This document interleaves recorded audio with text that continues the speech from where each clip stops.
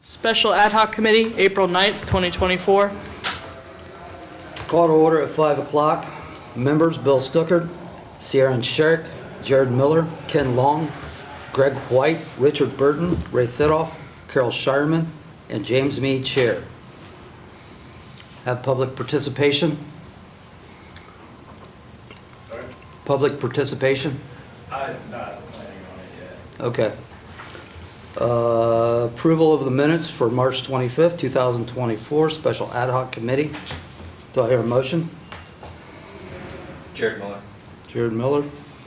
Do I hear a second? Second. Carol, second. All those in favor? Aye. Motion passes. 2012 International Property Maintenance Code, 2001 Property Maintenance Code, 2024 Property Maintenance Code.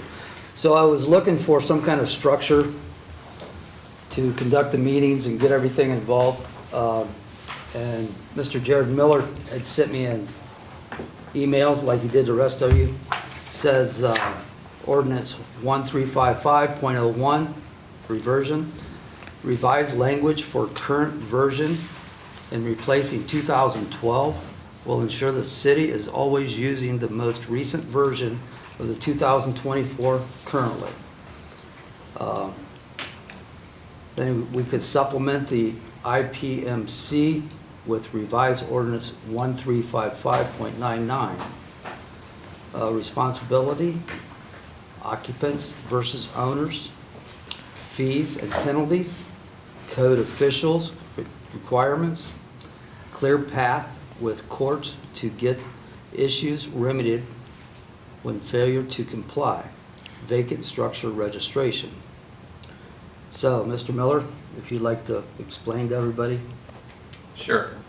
So the first, I guess, part of that is the ordinance 1355.01 was the ordinance that was passed to adopt the 2012 International Property Management Code. Since that time, there's been several versions of that have not been adopted. Just looking at sort of what we had in front of us with the different versions, it became apparent that they've continued to modify this code throughout each version that they do, and I would say for a positive. My thought is that what we should do is have the ordinance, instead of saying a specific version, 2012, it should just say the current version of the International Property Management Code. That way we are adopting the latest and greatest and using the latest and greatest at any time, instead of needing to go back and revise the ordinance each time or amend the ordinance each time. So that was my thought of how we can make sure that we have the current version each time. And then when we get into the second part of that, the ordinance 1355.99, that's where we can really get into things that are specific to Bucyrus that we want to talk about. I know that, I guess, just sort of brainstorming on my own, what I've heard, I've heard a lot of discussion over when the violations go out, who should go out to, the tenant or the owner. That was that first topic. The code, the 2024 code is sort of mute on fees and penalties. They leave that up to the municipality. So we'd want to talk about fees and penalties and sort of that enforcement that really comes with that. The code official credentials, it's one of the issues I've heard is that currently we have a part-time official that enforces the International Property Maintenance Code. And, does there need to be any credentials for that person, or is it something where we can sort of go with how we are going currently? And then the last, I guess the next one was more of a clear path. So when we do run into these issues of a property owner, or maybe it's an out of state or in a state that is not taking care of their property, they have no means of finding out who actually owns that. The property owner, the owner of record, says that the court or the banks took the property back. The bank says, well, it's not on our books, so it's sort of just left in limbo. We need a way to go through the courts in order to make sure that those properties get addressed so they're not just a dilapidated structure that's driving down the values of the properties next to them. And then the last thing, if we did want to do some like vacant structure registrations, things like that, to try to keep a log of these properties to make sure that we can keep track of them, make sure that they're being upkept. Those were some of the things that I saw as possible discussion points above and beyond the International Property Code, the 2024 version. I guess the best way to think about this is you set the base with the International Property Management Code, and then you have the specific things to Bucyrus that we can add in there and have as supplements to that. I understand that. So now we're going to discuss it. Does anybody have any thoughts on it?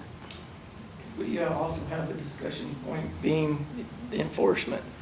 I believe you said we have a part-time. I mostly looked through the Bucyrus property maintenance code that they have here, the rough thing. And a couple things jumped out at me. And enforcement, this doesn't mean anything if we don't have the enforcement. Because I can drive around town right now and I can just throw a whole bunch at you. It just don't seem like we're enforcing any of this. I'd like that to be a discussion point along with. Okay. So how do you feel about the revised language for the current version in place of 2012 property maintenance code? So we would take the 2024 maintenance code, and this would be it. Then we would revise this code, or any current code that would come up. Our revisions would stay with the current code. Does anybody have any thoughts on that? I agree. We need to keep this as simple as possible. We need to keep this? Keep that as Ms. Miller stated, was to whatever the current code is at that time. So if they come up with a 2026, then the resolution would specifically Enact that, enact that code at the time that the code came out. that 2026. Mr. Right. Burton, I agree. do you agree? I agree. Carolyn? Mr. Stoker? Well, essentially, the idea here was to review the proposed property maintenance ordinance that Mr. Rob Ratliff, in his term in the law director's office, presented to council, I think it was back in 2021, to actually replace the International Property Maintenance Code, to streamline it, kind of, I don't know if you want to say eliminate or reduce some of the restrictions or requirements that the International Property Maintenance Code places on property owners that are kind of really pretty stringent, you know? I mean, they're really complex and demanding that I really don't think that we need here in the city of Bucyrus. One example is chipped paint on siding houses. You know, if the property maintenance inspector looks at a house that has chipped paint on it, and that automatically gets written up to what degree of the chipped paint, you know? I mean, there's certain Well, they had the same thing for restrictions. screen. There's certain restrictions on that as far as the surface, what type of surface it is. If it is a naturally decay-resistant surface that isn't really accounted for that under that requirement. So that's one of the things, just one of the things that I see that probably ought to be looked at and say, well, I don't think we really need that. And I think that with Mr. Ratliff's proposed code, that a lot of that stuff kind of gets eliminated out. or we can kind of go through there and say, okay, that this needs to be kind of changed and altered, you know, for our specific needs. And adding on to that, there's some things like page 17 on 109.2 that I would like sort of added into this 2024 maintenance code, if we decide to go that direction. It's registration of vacant, abandoned, foreclosure residents and properties. Yes. Okay, so the 2024 maintenance code, this one? Yes. Would be our fallback. So we would take something like rat lifts, create it for our city, and then for things that are not touched on, or as the fallback, we would then look at following the most recent property maintenance code, which currently is the 2024. So we can't change the property maintenance code. That's not ours. That's international. We're not changing the international. But yeah, when it comes to ours, that's what we're looking at, is the things that we want touched on that are specific for our area. Mr. Chairman? Yes. One of the things I remember reading, and it was in the, actually the 2012 International Property Maintenance Code, is that the municipality or government body that adopts the International Property Maintenance Code is allowed to make changes at their discretion on it. It is not set in stone, that it has to be specifically followed. Okay. Any more thoughts? Like I said, I would like to concentrate too on the whole enforcing. I mean, this isn't worth a hill of beans if we don't enforce what we're putting down here. I agree. That's where ordinance 53, 2023 comes into effect too, is more of enforcing. But something we need to add into. Yeah, I was Mr. under the Roll. impression we were going to pretty much draft up our own off of the 2024. Well, we're discussing a suggestion Right, that was made by Mr. Miller. right. Mr. Long? I agree with Mr. Stoker.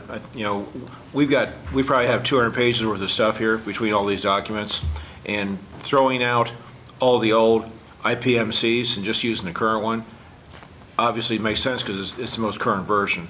But as he mentioned, it's a working document, so we don't have to adopt every piece of it. But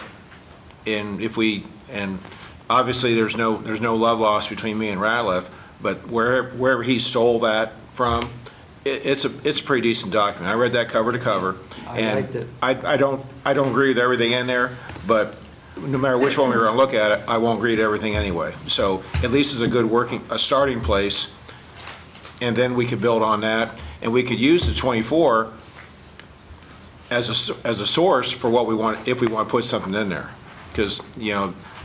The 24 is pretty cumbersome as far as the quantity, and I'm not sure if it's for a city the size of 12,000 people or not. So we could be here years working on this. So, my thought. Thank you. Oh, no, that's all. Thank you. I do know that in the health and safety open projects, we do have the vacant property registration in there, that then could be brought up at a different time. Or it could be brought up probably here too. I know that Gernert had a draft for that already that we could probably look at.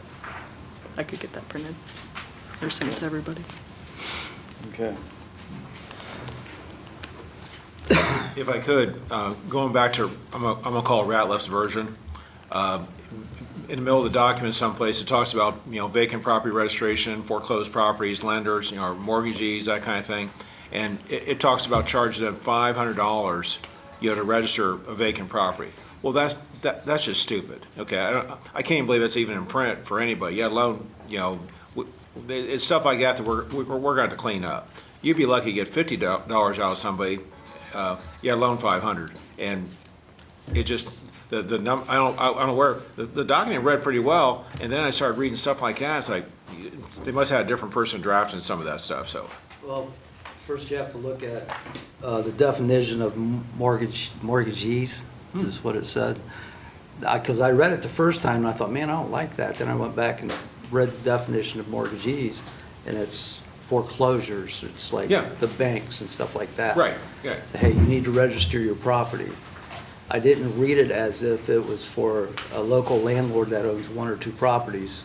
No, I agree, but the idea is enforcement. Whatever we put together, we want to have it enforceable.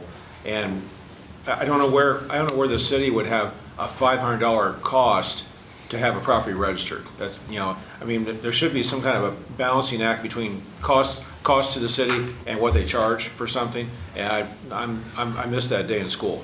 And it's not going to be just for that.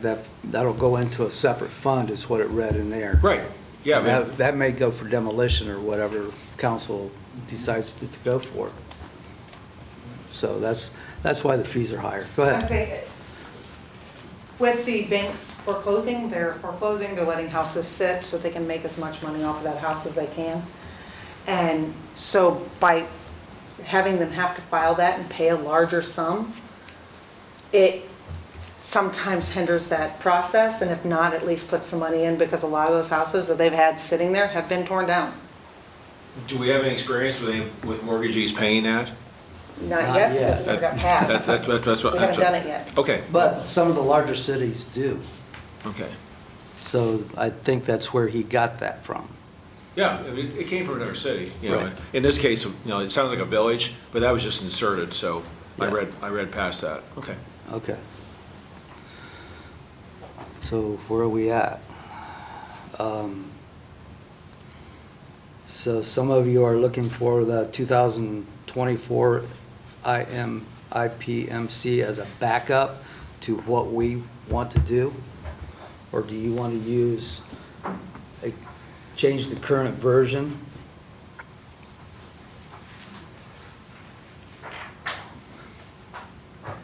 Mr. Chairman, I like what we have. It's kind of tailored to, You like what we have, the like 2024? you said, use 24 as the backup. As of right now, we have the 2012. I think what he's saying is that thing that Mr. Ratliff had drafted up, he really likes that, and then having the 2024 or most current version, as he stated, as what is the backup to it. Okay. What I just said. Yes. So, that's another idea.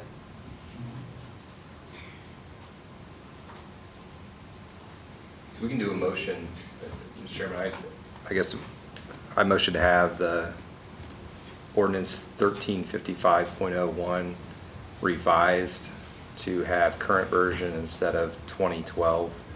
And then I think we could focus our effort on sort of that more specific document, specific to City of Bucyrus and what we want to focus on, whether that be items that we pull out of there or how the enforcement works, vacant structure registration. We can sort of focus our time on that, but then have that 2024 version as the backup. So I motion to have ordinance 1355.01 amended to have current version instead of 2012. Am I wrong? Well, we're just gonna, if we're looking at doing this, we're just gonna need to just start amending it, because it's gonna have a whole different number Okay, when it gets brought in. gotcha. So if we're all in agreement, we can start looking at that and seeing where we need to make the changes At the 2024. of The the current. thing that Mr. Ratliff had drawn up. Okay. That, Because the 2024 is there. It's, Okay. and then we take what we need to change from that as our local, so. Okay. Yeah. The motion on the floor right now by Mr. Miller is to change the 2024 to the, or 2021 to the current version. if if you're changing that part, you're gonna wanna change the specific ordinance that goes along with it. So that ordinance that I sent you, I think it's 26-2013. That's gonna be the one that you actually specifically want to change to be able to, I would assume, to put in the most current up-to-date. So that would be up to council, that wouldn't be up to an ad hoc committee. We're creating it. Yeah, you would prepare that to then be reviewed by, Okay. by council. And we need Brian for that. I mean, you can request legislation Yeah, for it.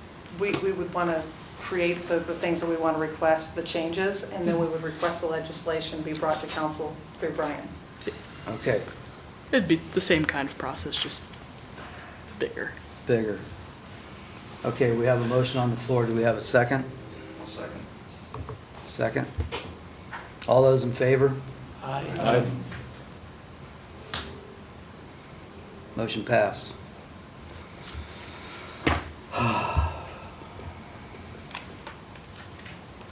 And then once we, of course, have everything that we want changed, then you would probably go ahead and kind of grab everything in one big request for legislation, I would assume at that point. Okay. So we'll acknowledge this as Ratliff's maintenance code right now, I guess.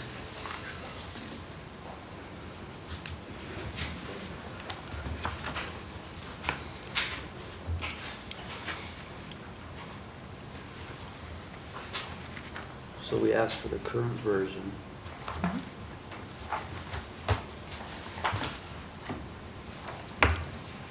So everybody's got Ratliff's, right?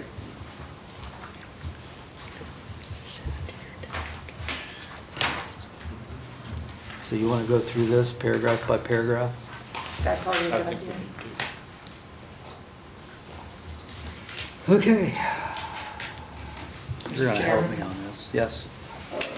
Isn't that why everyone went over this on their own? That's why we, Yes, at our last meeting, that's why we're here today.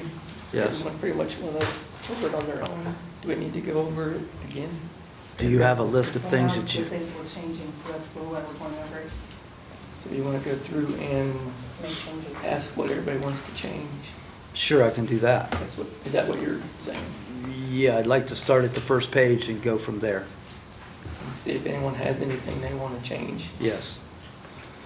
You could just ask by page. So by page, on page 1, is there anything that needs changed, taken out? Yes. Give me a number. See, 100.04 definitions under E, property maintenance officer, PMO, shall be designated as individuals charged with enforcement of codes contained herein. PMO shall be appointed by, I think that should be filled in as the law director with the approval of city council. Okay. And also, I think that currently, Mr. Gordon Grove, who is acting as our PMO, is currently identified as code enforcement officer. Yes. So I think that we probably ought to maintain that. Code enforcement officer? Yes. You're getting all this, right?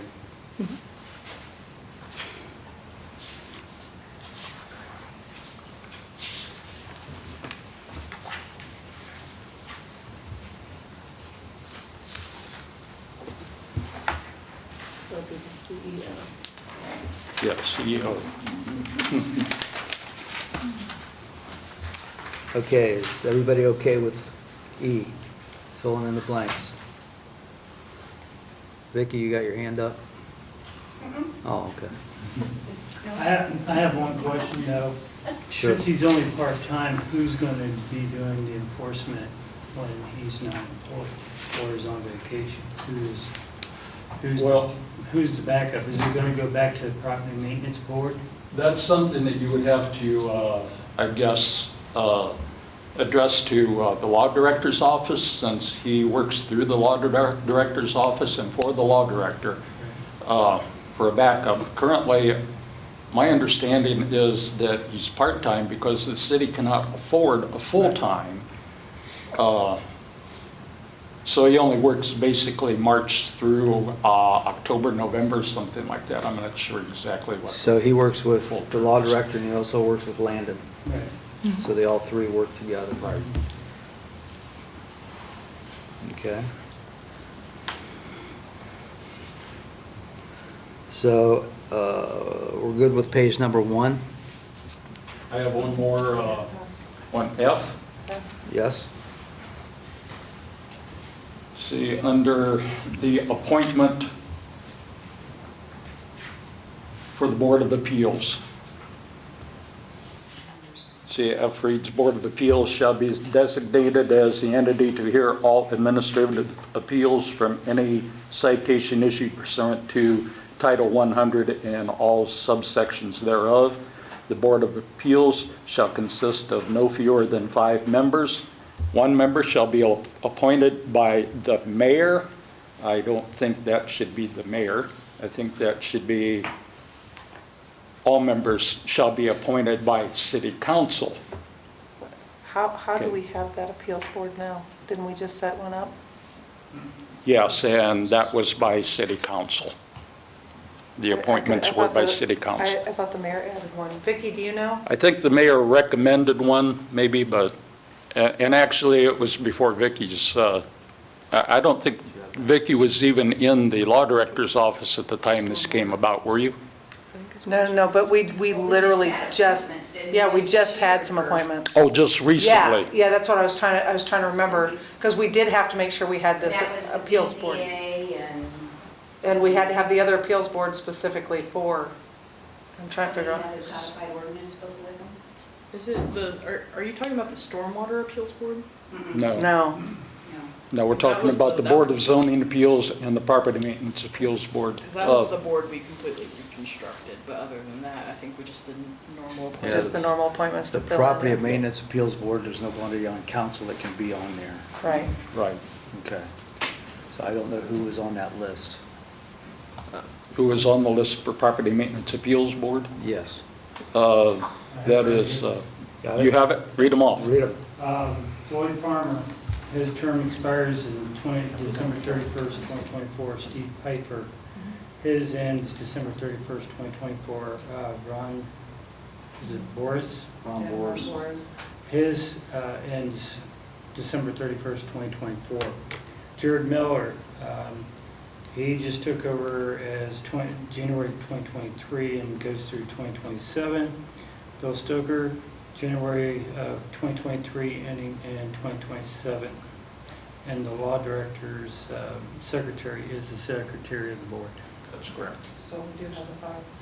But on that F, we definitely need to have it, any place that says village, say city. That's correct, yes. We need to change that, yes.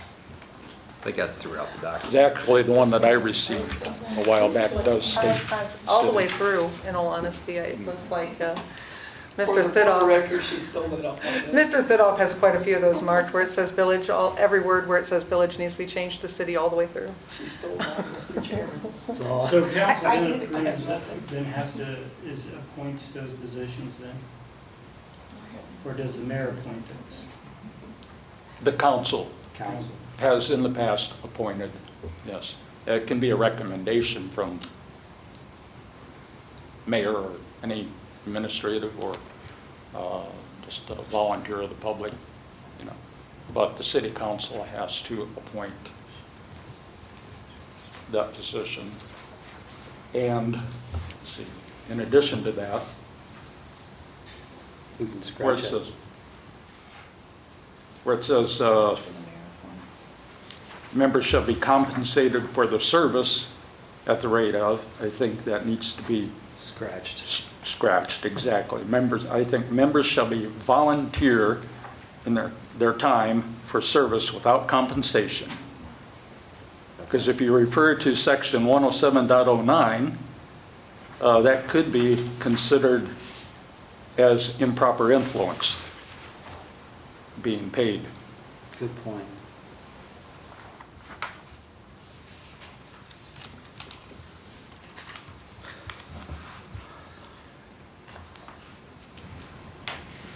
And the same as if they were appointed by the mayor, that could also be considered improper influence. So we're taking out the one appointed by the mayor. They're all just appointed by city council.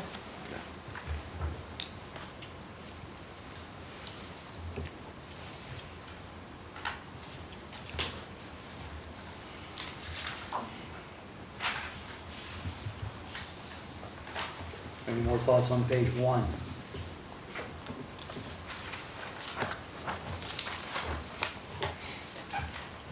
We're moving on to page 2.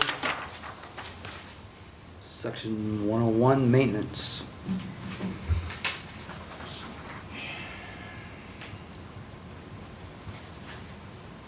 Speak up.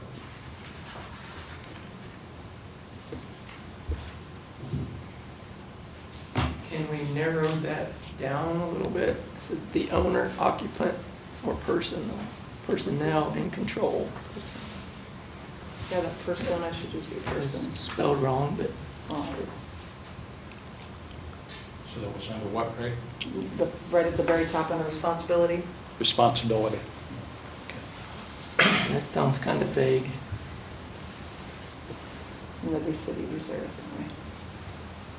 Owner, occupant, or person in control of the premises. What does that mean exactly? What, in control? In control could mean, depends on what you're looking at. If you're looking at the private maintenance code, or if you're looking at the Ohio Revised Code, that says the occupant. Because- It's owner, occupant, which would be like a renter if it's not the owner, or the person in control, which would be like a management company Or or a somebody management taking care company or of. So whatever, that's, yeah. I mean, it's, It's all encased into what term you want to define by the different That's what I'm codes. saying. Do we need to narrow that down to one well, it's person? gonna be whoever's in charge of that property. I would always make sure that the owner knew as well. Because you gotta remember one thing, the property owner could be subject to certain violations of the code. The occupant could be in violation, or like Aaron said, a property maintenance landlord or company that oversees the property. You know, so you're looking at 3 different entities, and I think if you take one of those entities out, you have no enforcement because you don't have a registry yet of that property. So you don't know who actually owns it.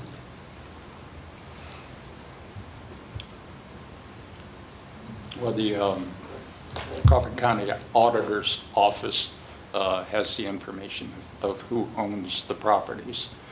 But as far as responsibility, I think there's a line of progression there for responsibility, such as there is with a business. If you're the owner and you're the occupant, then obviously the owner is the responsible person. Just as in a business, if a person has a business, they're the owner of the business and they're their own employee, they have no other employees, then they're responsible to their customers directly. Mr. If, Chairman, that's kind of what I'm saying. Which one is it? I think it's more or less a dual Whoever has occupancy. My thinking is there's 2. Right. You have an owner, or you have an occupant, or you have, That's the way. you know, it's the same person. This management company has no responsibility. You could send them letters all day long, and if they want to, they'll tell you to pound sand because they're not the owner. And you also won't get anybody's attention because they are just a property manager. You know, so, you know, it's either one or the other. I know why it's in there, because, you know, you have big management companies and they manage 500 apartments and yada, yada. But at the end of the day, you can't take them to court. If they have signed legal contracts, you can take them to court. I Yeah, disagree. I think you can. Bev, step up to the podium, state your name and address. Hi, Kevin Crawford, 607 South Sandusky. As far as I understand this, an owner is going to be the one to actually hire a property maintenance company, and they're going to be the ones that are held ultimately responsible for that kind of thing. And as far as what I think the committee would be doing with the property maintenance company, I mean, you could inform them, but ultimately the responsibility is going to be on the owner. And then if if the property is not upheld, then the owner can sue his property maintenance company for defaulting on their contract, if I'm not mistaken. So should that read, the owner shall be responsible? Well, there's also, like you said, different things with the occupants, and, there's different agreements too. Different rental agreements and different leases might make the occupants responsible for more than they would on other landowners renting out to occupants. So different occupants might have different responsibilities with their landlord as far as that goes. And then there's also like land contract and that kind of thing. So I don't know. I just want to bring that up. That would be covered in the lease, I would hope. Mr. Chairman? Yes.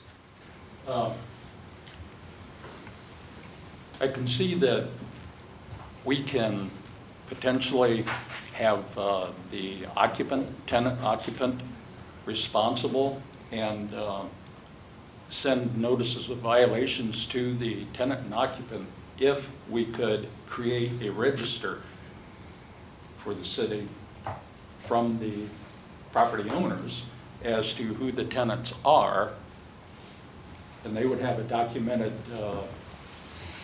list of who the tenants are, so that the city could then send notices of violations for the things that are the responsibility of the occupant and tenant. But if the city does not have the information of who is the occupant and tenant, then the only recourse the city has is to send that notice of violation to the owner.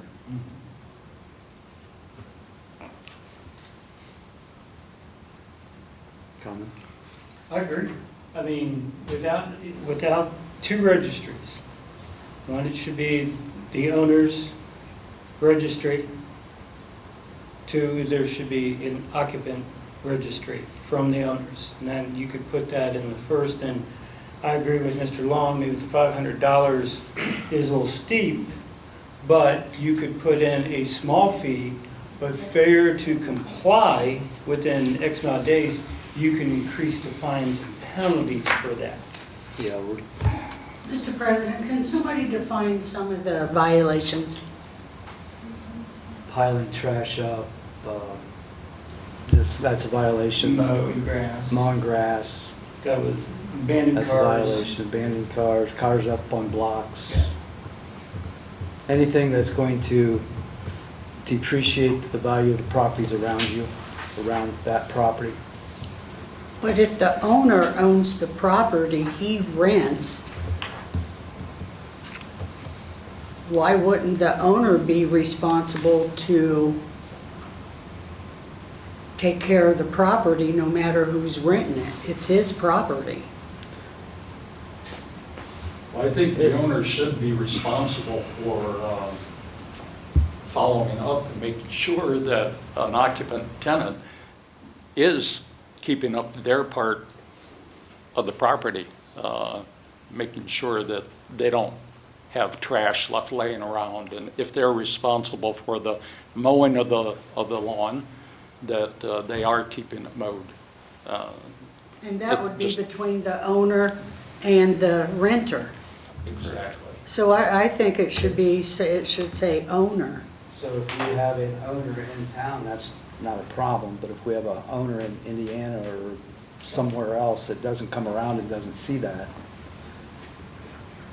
it needs to be a joint responsibility against tenants and owners. I still say owner. You have responsibility as a tenant to abide by your lease agreement, which should say keep the yard clear of debris, keep it mowed, and so Now, I forth. can tell you where I live. That falls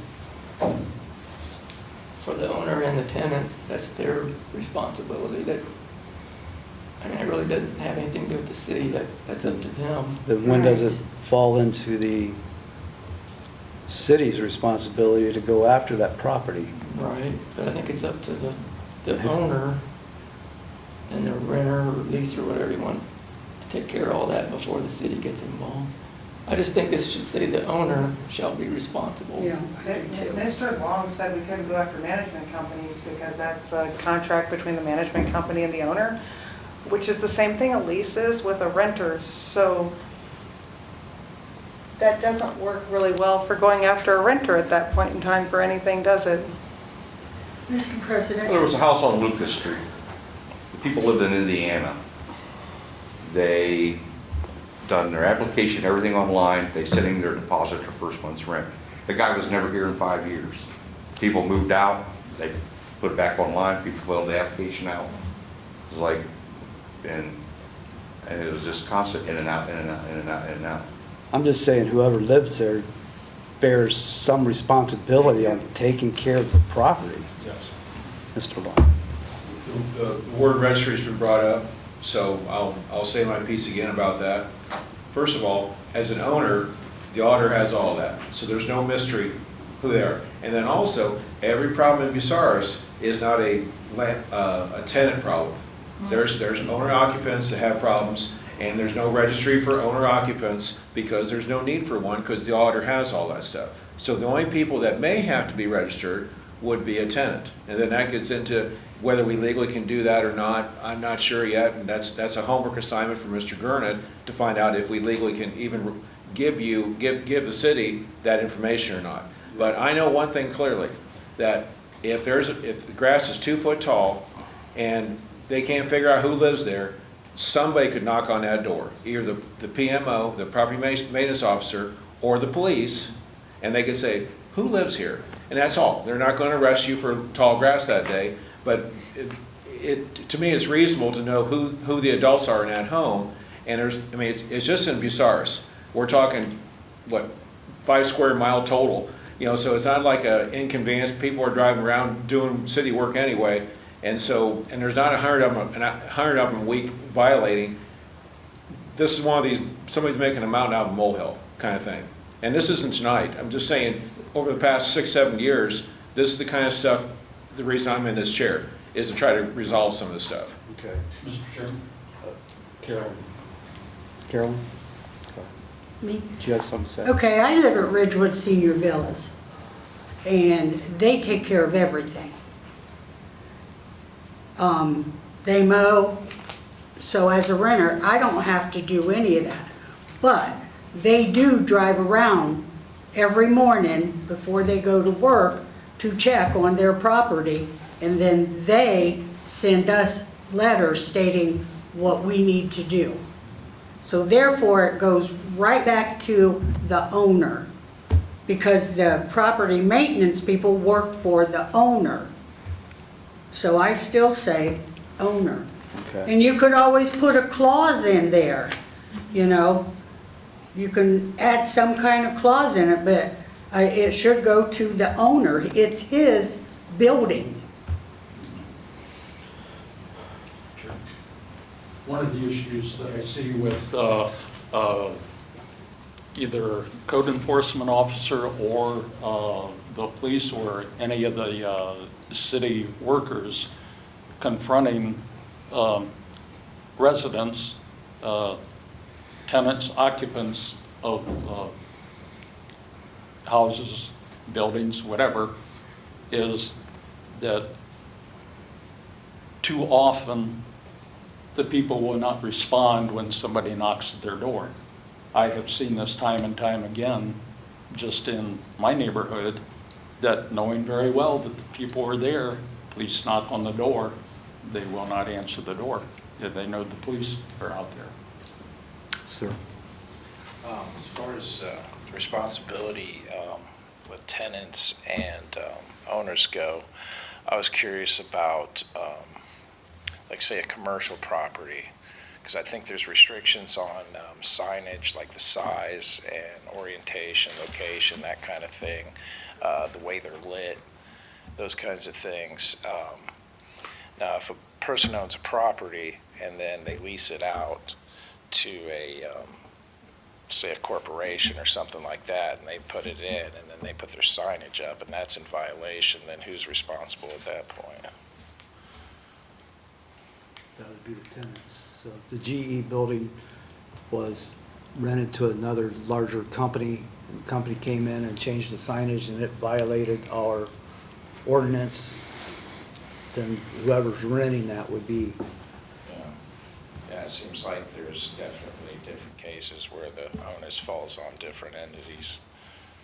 Yeah, it's complicated. Yeah, it is.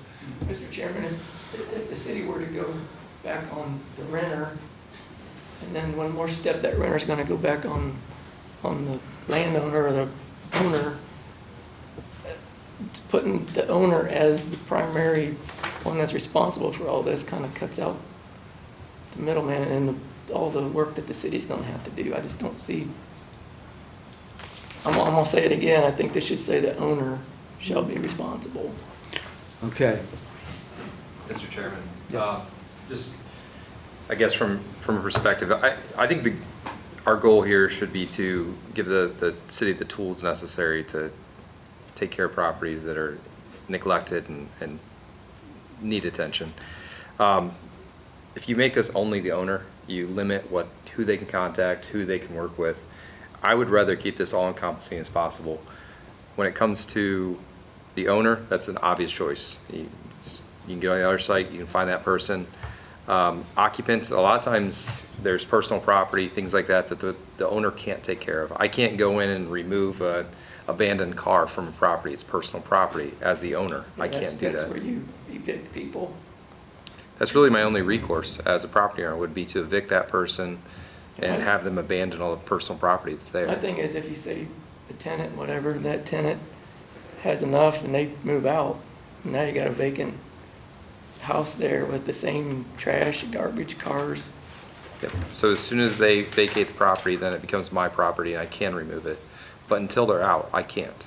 So that's why you have to have the occupant listed as well, the person that the city can go after. The person in control, there's a lot of times that there are properties that are in limbo. It might have the owner of record as a previous owner. The bank has started the foreclosure process. It hasn't transferred to the bank yet. And a lot of times they'll have property management companies. They'll put signs up on the window that says, this property is vacant. Please contact XYZ Property Management Company with any concerns. That would be the person in control in that situation. So I think all three of these have a reason why you'd have to have that entity listed for responsibility under the maintenance code. I think the last thing we want to do is hamstring the city and not give them the tools to contact the right person for this. So I would recommend you keep all three. Just give them as much flexibility as possible.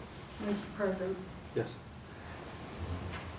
I still say owner because at the end of all of this, it all comes back to the owner. And with that, why can't the owner present a lease when he rents that states in the lease that any violations that are brought to him or he sees with his property, that's between the landlord and the renter. The landlord can say, hey, you know, that trash has been out there for 3 weeks, and if you don't get that put out of there, he said, you know, we're gonna have to do something. You're gonna get fined for it or something. That should be between the landlord and the renter. But when it all boils down, you can't go after the renter because he doesn't own the property. But it's his property that is the problem. It doesn't matter. He's not the owner of that. Should be why the owner should, excuse me, I want to talk. It should be that the landlord can put a clause in his lease that he has the renter sign when he rents that property. It's still the landlord's property. Somebody's just paying to live there. Speak to this if you'd like, Mr. Chairman. So you do have a lease, and there are obligations in that when it comes to the occupancy and the possession of the real estate. A lot of times what the problem is not the real estate, it's the personal property, it's the trash, it's the cars, it's the tires, it's the things that are left on the property that are not real estate. So they're not part of the lease agreement. They're actually owned by the the occupant, the tenant. And those are the things that a landlord, even if you had a stipulation in the lease that said that you can't have that trash there, a landlord can't just go in and self-help and go in and remove that personal property, go take a dumpster and throw the stuff away. That would be, that But would if it end. was specified in a lease that the landlord would write up, I can't touch personal property. Sure. So yeah. well, if it states that, but he needs to put it in a lease. It doesn't matter. State law will oversee that. I cannot touch Well, anyone's then it's, property. then the landlord knows how to knock on the door of his renter and say, hey, I can't come and take this and throw it away, but you need to take care of it, and give him a time limit to do it. You know, I feel that if I rent a place, I am supposed to feel safe in that. I know what I can do and what I can't do if it was my own house. I'm the type that when I move into someplace, I plan on dying there. I'm not, get up and move out. So I would know what my priorities and what my duties are. You know, it's the owner's property. The owner can write up a lease and specify this stuff when he rents it to a renter, and then he has the right to go to that renter and say, hey, I can't do this, but I'm giving you 2 weeks to do this, or I'm going to add something on to your rent until you do it. It's still the landlord's property. I don't care if Blow Jim lives there. Mr. Chairman, Yes, sir. I kind of agree with Ms. Shireman in the fact that the property owner should be the ultimate responsible person. But there is a very big problem, as Mr. Miller stated, about personal property. We had a situation, an appeal come before the Property Maintenance Appeals Board here. I can't remember exactly when it was, but it's been in the past few years. A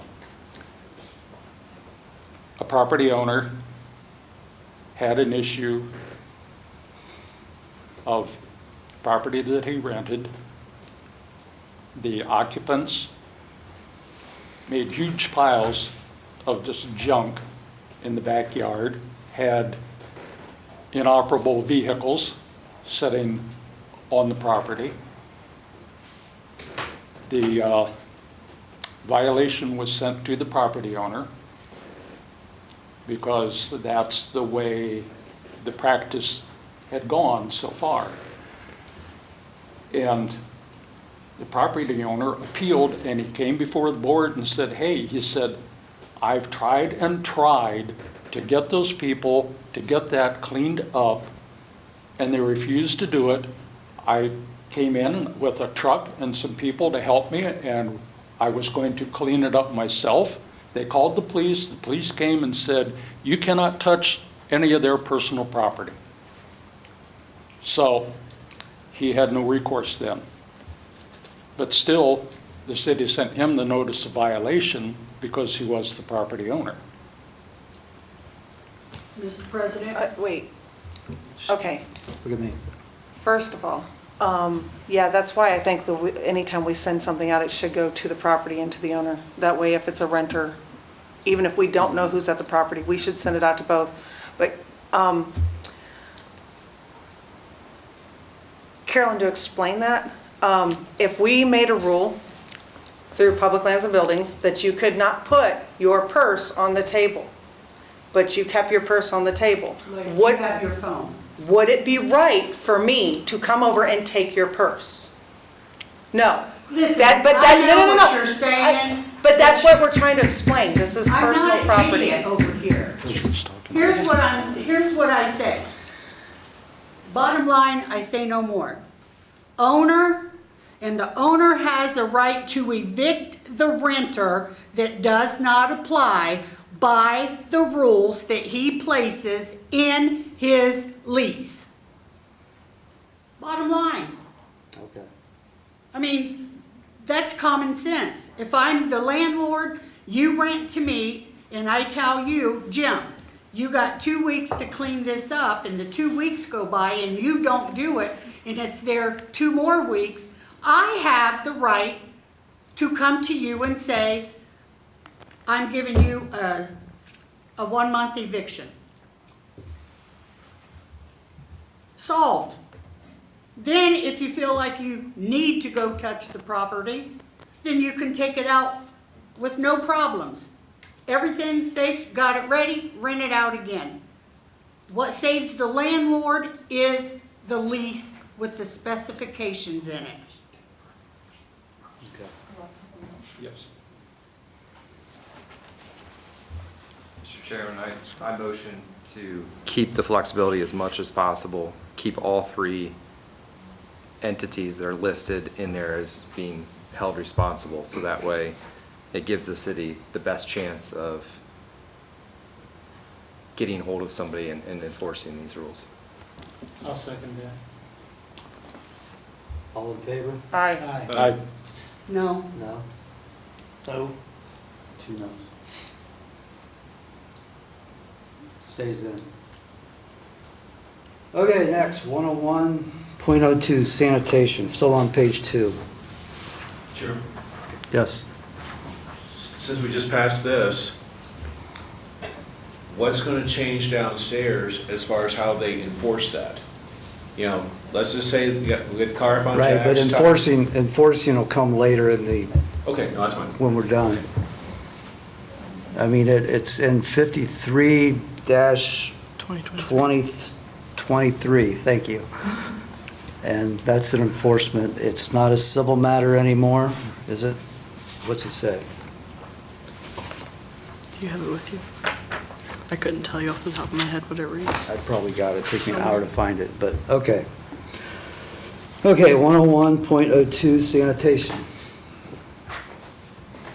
We good?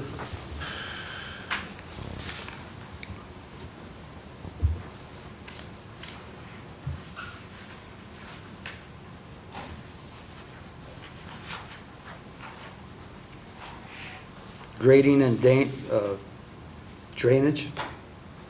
Grading and drainage.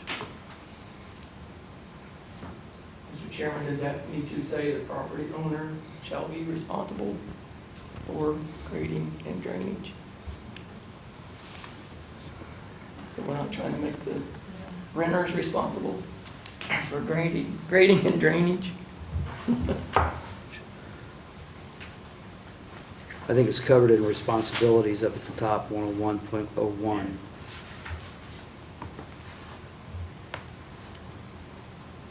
If you owned a property and you rented it, you wouldn't want anybody else grading it. And does that just need to be taken out? Not as far as the property maintenance code, I don't think.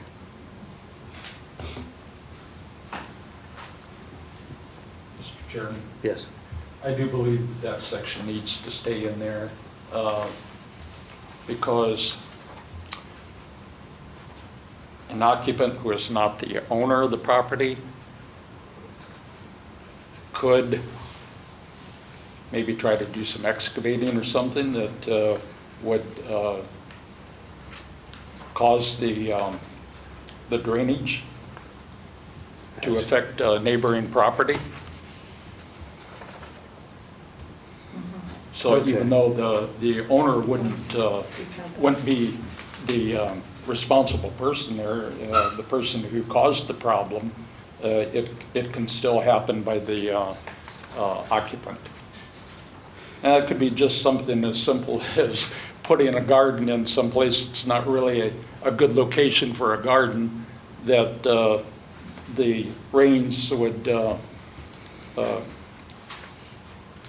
run off of the garden and onto the neighbor's property and cause a wash problem on the neighbor's property, possibly. Okay. Mr. President, Yes. I think what's happening here is I would never put a garden out where I was renting if I didn't ask my landlord first. I mean, that's just courtesy, that's just, to me, that's common sense. So I don't think putting a garden out is a good excuse. So what is another excavating that would, A lot of subdivisions have a swell in between the two houses in the back. Somebody moves in, they go out, buy a shed, they put a shed in, put it right on the swell. but they wouldn't do that unless they asked the You would owner. be surprised. No. You would be surprised. I rented from somebody in town here. And you'd be surprised if I told you his name, but I won't. And I took him to court. I broke my tailbone on his sidewalk. I put my rent in escrow. And I took him to court.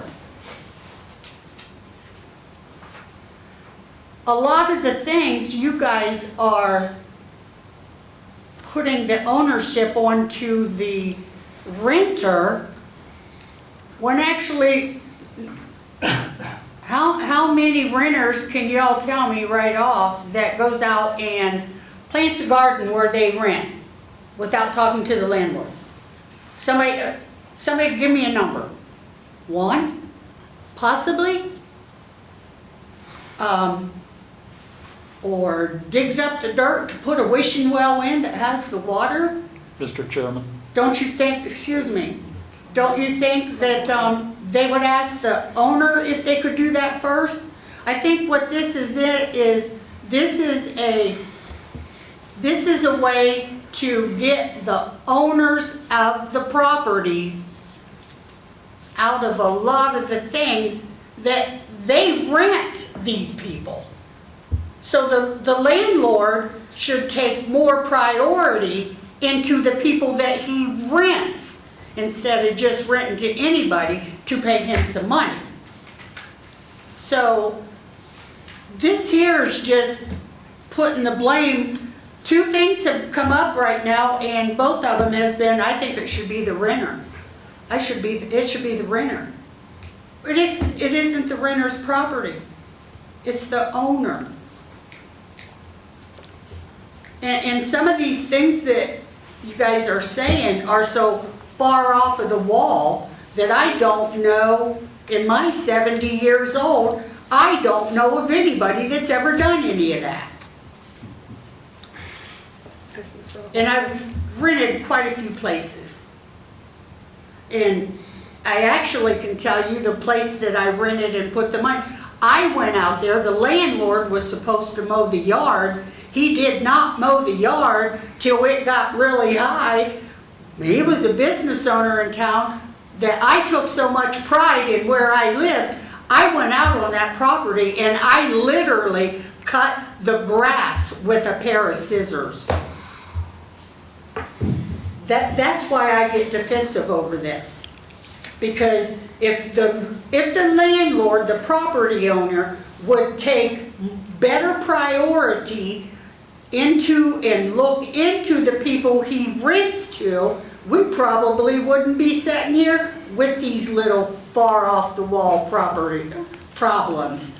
The landlords are here for the money. They're here for the money. And when somebody gets up and leaves, you got to figure out, why did that person leave?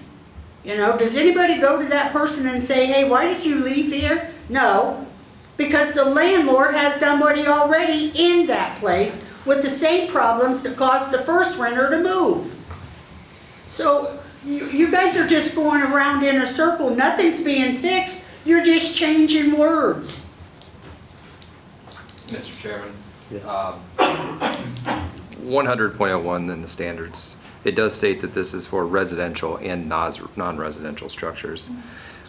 With that, you can have anything from, you know, the residential home that has been discussed, where typically the landlord would be responsible for a lot of the grading and upkeep, to situations where you have a ground lease for a commercial structure, a gas station, where all of the site improvements, all the excavation, the drainage ditch, everything is the responsibility of the tenant, not the landlord who simply just rents a piece of property, a piece of land. So you gotta realize this code is meant to be enforced against all types of property, and it's not just residential. So I do think that this should just stay where it is enforced against, I guess really gets back to that responsibilities of all three parties, the owner, the occupant, and the person in control, to make sure that we're able to get these problems addressed the best way possible. Yes, thank you. Ms. Shireman, I'd like to commend you for being a very good tenant in the properties that you rented from, but unfortunately, there are too many tenants who do not follow the practices that you followed, and they do not keep the properties up the way they're supposed to. Keeping their part of the agreement, yes, there are people who will just dig up a section of yard to put in a garden without asking the landlord to do it. I have experienced that. I am no longer a landlord for many, many years because of the actions of the tenants that we had, that they just did things without asking. We had one particular instant, and it was only one property that we had, fortunately, I guess, but we had the incident where the sewer backed up. The tenants never bothered to notify us that the sewer backed up, as the agreement stated. Instead, they disconnected the sewer line, made a channel out of a little concrete formation in the basement to divert all the waste into a floor drain. Now, this is just one of the examples that tenants will do, because there are tenants like that. There are a lot more than what you think there are. But Mr. Stucker, the bottom line is, you're still the property owner, okay? You also, when you notice this and this happens, you also have a right to evict them and take them to court for all the work that had to be done to replace. So you still have a way out and still, so owner, you can't go upstairs into the apartment and watch what the renter does. I get that.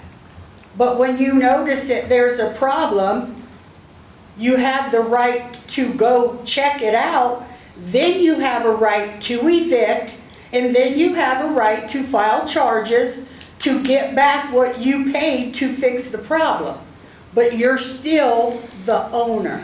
And that is something that owners unfortunately have to understand when they rent to somebody.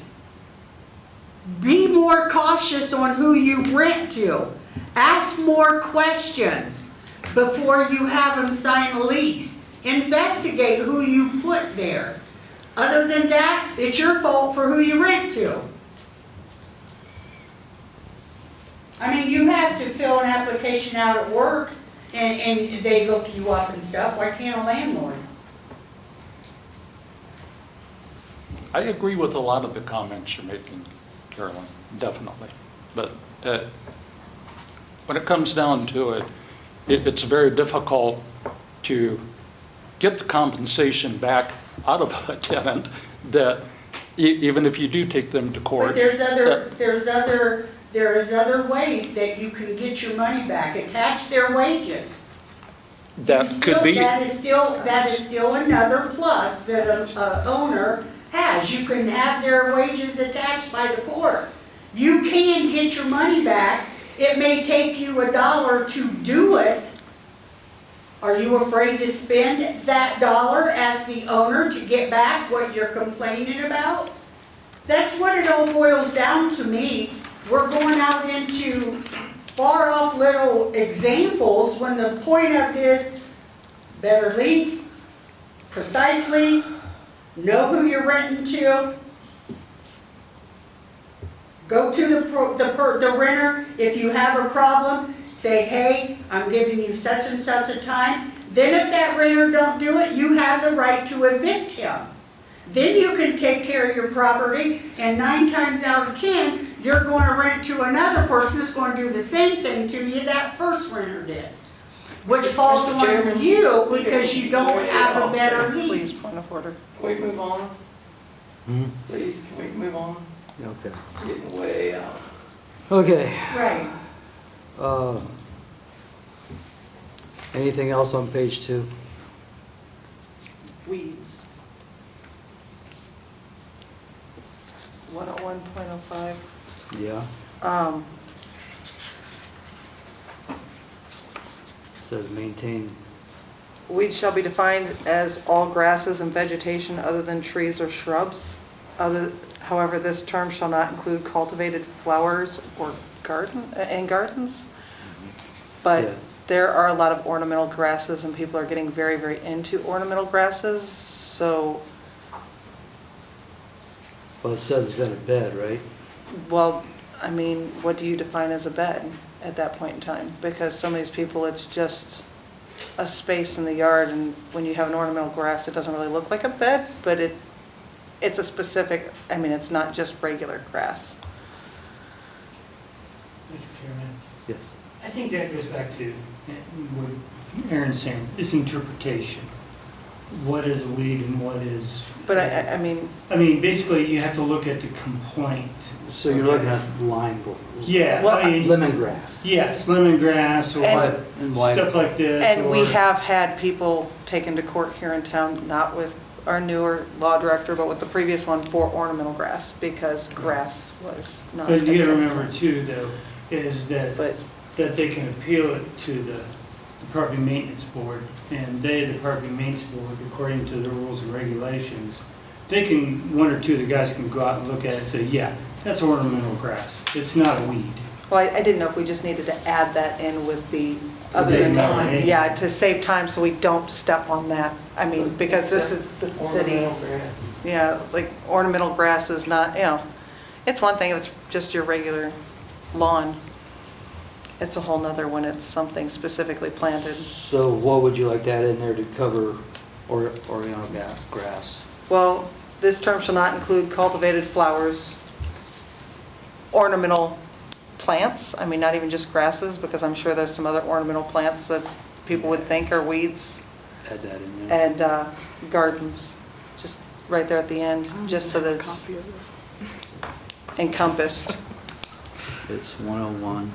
.05, It's the last sentence. yeah, Mr. Chairman? of A. Yes. I just kind of thought that like ornamental grass would be covered under cultivated flowers and gardens. I guess it would be It was a matter of the listed as extent of how much ornamental grass you have, if it's a designated bed of ornamental grass, or if it completely covers your lawn. I think that would be, the governing factor Well, and there. that's why I was looking at that last sentence, was Oh, that's a short version. because it says cultivated flowers, ornamental, and we could even do ornamental plants, which then the grass would be covered under, and gardens, but it's under cultivated, right after the words cultivated, which explains, yeah. I was thinking the same thing, I needed to have something in there, leave that after cultivated and we're good. Okay. Yes. What if, talking about ornamental grass and flowers and stuff, what if the previous owner of the property had that very same renter that rented from them? We're not talking about a rental property, We're right? talking about all, What are you talking about? everything. all This is- properties. This is all Well, that'd encompassing. be renter property too. Okay, go ahead. It'd be renter property too. Property is property, whether you rent it or own it. Okay. So what if the landlord who sold his property to someone else, but still had that same renter and told him, you can go ahead and plant that grass? Yeah, we're we're allowing like lemongrass because it keeps mosquitoes away, so people like to plant it around their house. Yeah, we're just sort But of for what properties? all Properties. That's what I just said. right. Aaron, would you please Hey, stop? knock it off, You tell Aaron I don't like it. both of you. I know her father All was a right, judge and that's she enough. knows more about, no. Yeah, I'm it is. tired of her doing this to me. Good, I'm the chair. good. Then tell Knock her it to. off. Tell her to. She does this to me all the time, no matter what I say. Let's move on to page number 3. Got away with it again, Aaron.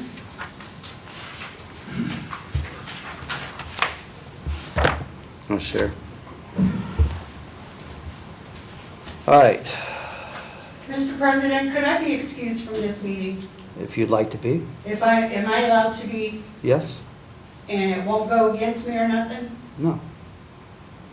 I would like to be excused from this meeting because it does not matter what I say. I've watched Aaron in a lot of our committee meetings. Every meeting, anything I say, she laughs at me. She's been called out for it. She holds her head down like this, and I feel at this point in time, there is nothing I am going to be able to say that she is not going to have a comeback and make me feel like a fool, which I'm not a fool. I'm a very smart lady, or I wouldn't have been voted on here, but she's no better than me just because her father was a judge. My job as chair to keep this moving forward. Well, you're not doing it. You did it with me, but you did not say one word. She heard me. That's okay. I'm asking to be excused from this meeting. You're excused. I'm sorry, fellow guys sitting here.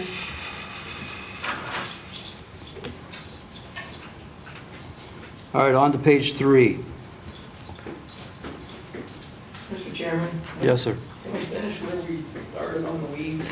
Oh, you I want don't to go? think we. Also, The whole just thing. to help me out with the minutes, can you please state for the record when Carolyn was excused from the meeting?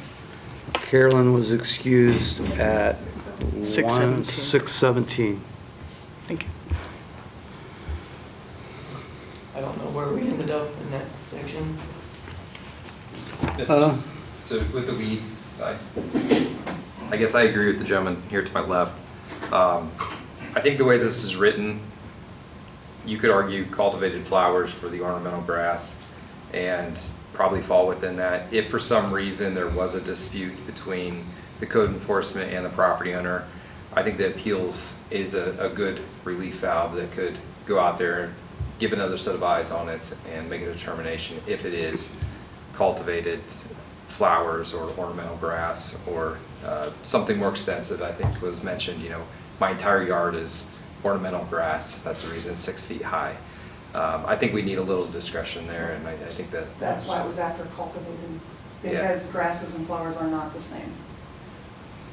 And I'm not kidding, it's literally been taken to court here in town for cultivated ornamental grasses. Ray? Good. Okay, so what are we going to do here? We're going to add cultivated grasses. If we add, it needs to be after cultivated.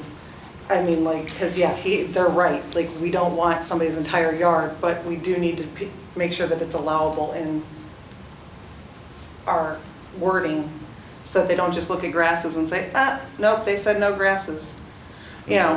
So basically, Aaron's looking at after the words cultivated flowers and gardens to include ornamental grasses and plants. Yes, Got that? Yes. Awesome. just to keep us from wasting city and taxpayer money and time. Do you need to reword where it says all grasses up above? Maybe get rid of the word all, just grasses up above, because that does mean, because there's many different types. So get rid of the word all with grasses up above that, 2 lines. She's got it. Okay, perfect. Thank you, Miranda, you're amazing. I tell her that all the time. So do I. Okay, page 3. We're on page 3. Perfect. Properties, okay, it was on page 3.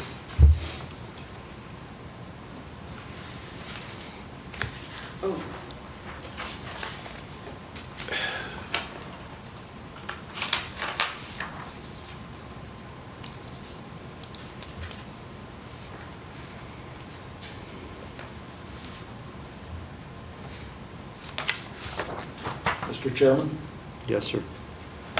under section, I think that is page 3, yes, 101.01 or 09, I'm sorry, heat supply.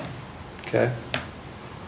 The section there, every owner or an operator of any building who rents, leases, or lets one or more dwelling units or sleeping units on terms, either expressed or implied, to furnish heat to the occupants thereof, shall supply heat during the period from October 1st to April 30th to maintain temperature of not less than 68 degrees in all habitable rooms, bathrooms, toilet rooms. I think we need a little bit of a change there to state that the owner-operator supply a properly operable heating system accessible to the occupants. Agreed? And do we know why they picked 68 degrees? I'm not sure. I think maybe that's just a safe temperature. I was thinking that, yeah, It may we not don't be need to have comfortable, that. Right, I don't but- think we need to specify So that. slash 68. Just the operable heating during that time. I don't think that it needs to say to maintain at a temperature of 68 degrees, because I know people who keep their houses. But then it needs to be above freezing. Right. obviously. But that's going to be up to the person running it. As long as it's an operable heating unit, they need to maintain the heat. Because Because, they're gonna say, I feel that 20 degrees is fine, and then someone's gonna say, well, no, it's not. so above freezing. The heat system could be inadequate though, for the house. Well, and that's why he just said That's the terminology that he did. It's probably good to have a temperature, that way it's something you can measure. Yeah. That way it's not, well, I think it's okay, well, I don't think so. Where if it says 68, 72 or whatever, I said, my mom keeps it at like 75, my best friend keeps it at like 50. There's a huge difference between how people, as long as it's not bursting pipes and is above freezing, I think at that point, it's gonna be to the person staying there's liking. Should we specify not a certain kind of heat, but maybe not, according to this, it could be space heaters in the basement or something. I mean, should we specify a type of heat or not? A fixed, permanent heating supply. Because you do not. Operable. Operable, fixed, okay. Because the reason why is you don't want kerosene, owners putting in kerosene heaters For a renter. for a renter because of, number one, do they have carbon monoxide detectors in Is the, there some kind of fire code? yes, there To is. go along with this? Yes, there is. It's called the Ohio Fire Code. So we need a fixed heating source. Permanent, Permanent. fixed, Permanent operable, operable, yep. fixed heating source, Is that what it says in the code and here? with a temperature maintaining above freezing, just because that protects the dwelling and the pipes. I mean, if you're one of those people who likes freezing temperatures, you don't want to destroy your landlord's building. Mr. Chairman, I actually like the idea of the 68 degrees. I don't think we want situations where a heating source can't keep the house above 68 degrees. I think that's a reasonable expectation, so I would agree. That's recommend making sure having. that there's an operable heating source there, Yep. keep up the 68. I don't think this is worded as, oh, sorry. No, I- I was just getting a sense of what everybody else thought. Yeah, I don't think this is the statement's not that Okay, a not- tenant would keep it at 68. It is simply it that the has the heat source is ability to. able to. I think I heard earlier that the tenant would have access to the heating source. I don't think that should be part of the requirements. There are situations where the heating source is maintained and kept, in a basement that's locked to the tenant, but it's the maintenance and upkeep of the landlord. I don't think that should be a requirement. I think that might cause problems in the city if you did require that. Maybe change that to the occupant has access to the regulation of the temperature, not the heating system itself. Would that be agreeable? Yeah, so the idea is they'd have access to the thermostat. Right, exactly. I think that's a reasonable expectation, yeah. You could have a triplex, one furnace in the basement, there's only gonna be one thermostat, everybody's just gotta play well together. I'm not trying to slow the process down here, but that goes on. And so you may have one heating source, for example, if the owner is paying for the heat, he's gonna have one furnace with one gas line, with one thermostat, but 3 tenants in that building, they're not gonna have access to the heat. I lived in an upstairs apartment, laid downstairs had a thermostat. So did I, my windows were open all year round. So, I just bring that out because that's gonna cause somebody a lot of grief. I guess in that situation, would that make that, I mean, if we change this to have access to a thermostat, that would make those properties uninhabitable, essentially. They could be fined or they could be a violation until it is corrected. I mean, is that our goal would be to have that be a violation, or is it something where we say, hey, that works, it's not ideal? What's the thoughts? Or would that be grandfathered in at this point because this is a new thing? So no new ones? Will we be grandfathering in the current structures that? Normally, that's the way it works. That's what I was thinking. Chairman, Yes. here's an idea. Triplex example again, heat's on the thermostat's on the first floor, the people upstairs either burn up or get cold. At some point, if they can't work it out between themselves and the owner, then somebody's probably gonna move. They have that right to move. And so, once again, it's not ideal, nobody wants anybody to move, either the tenant or the landlord, but if they just plain can't get along or not, they're Hatfield McCoy, what are you gonna do? I don't think we can regulate one thermostat for 3 units, so.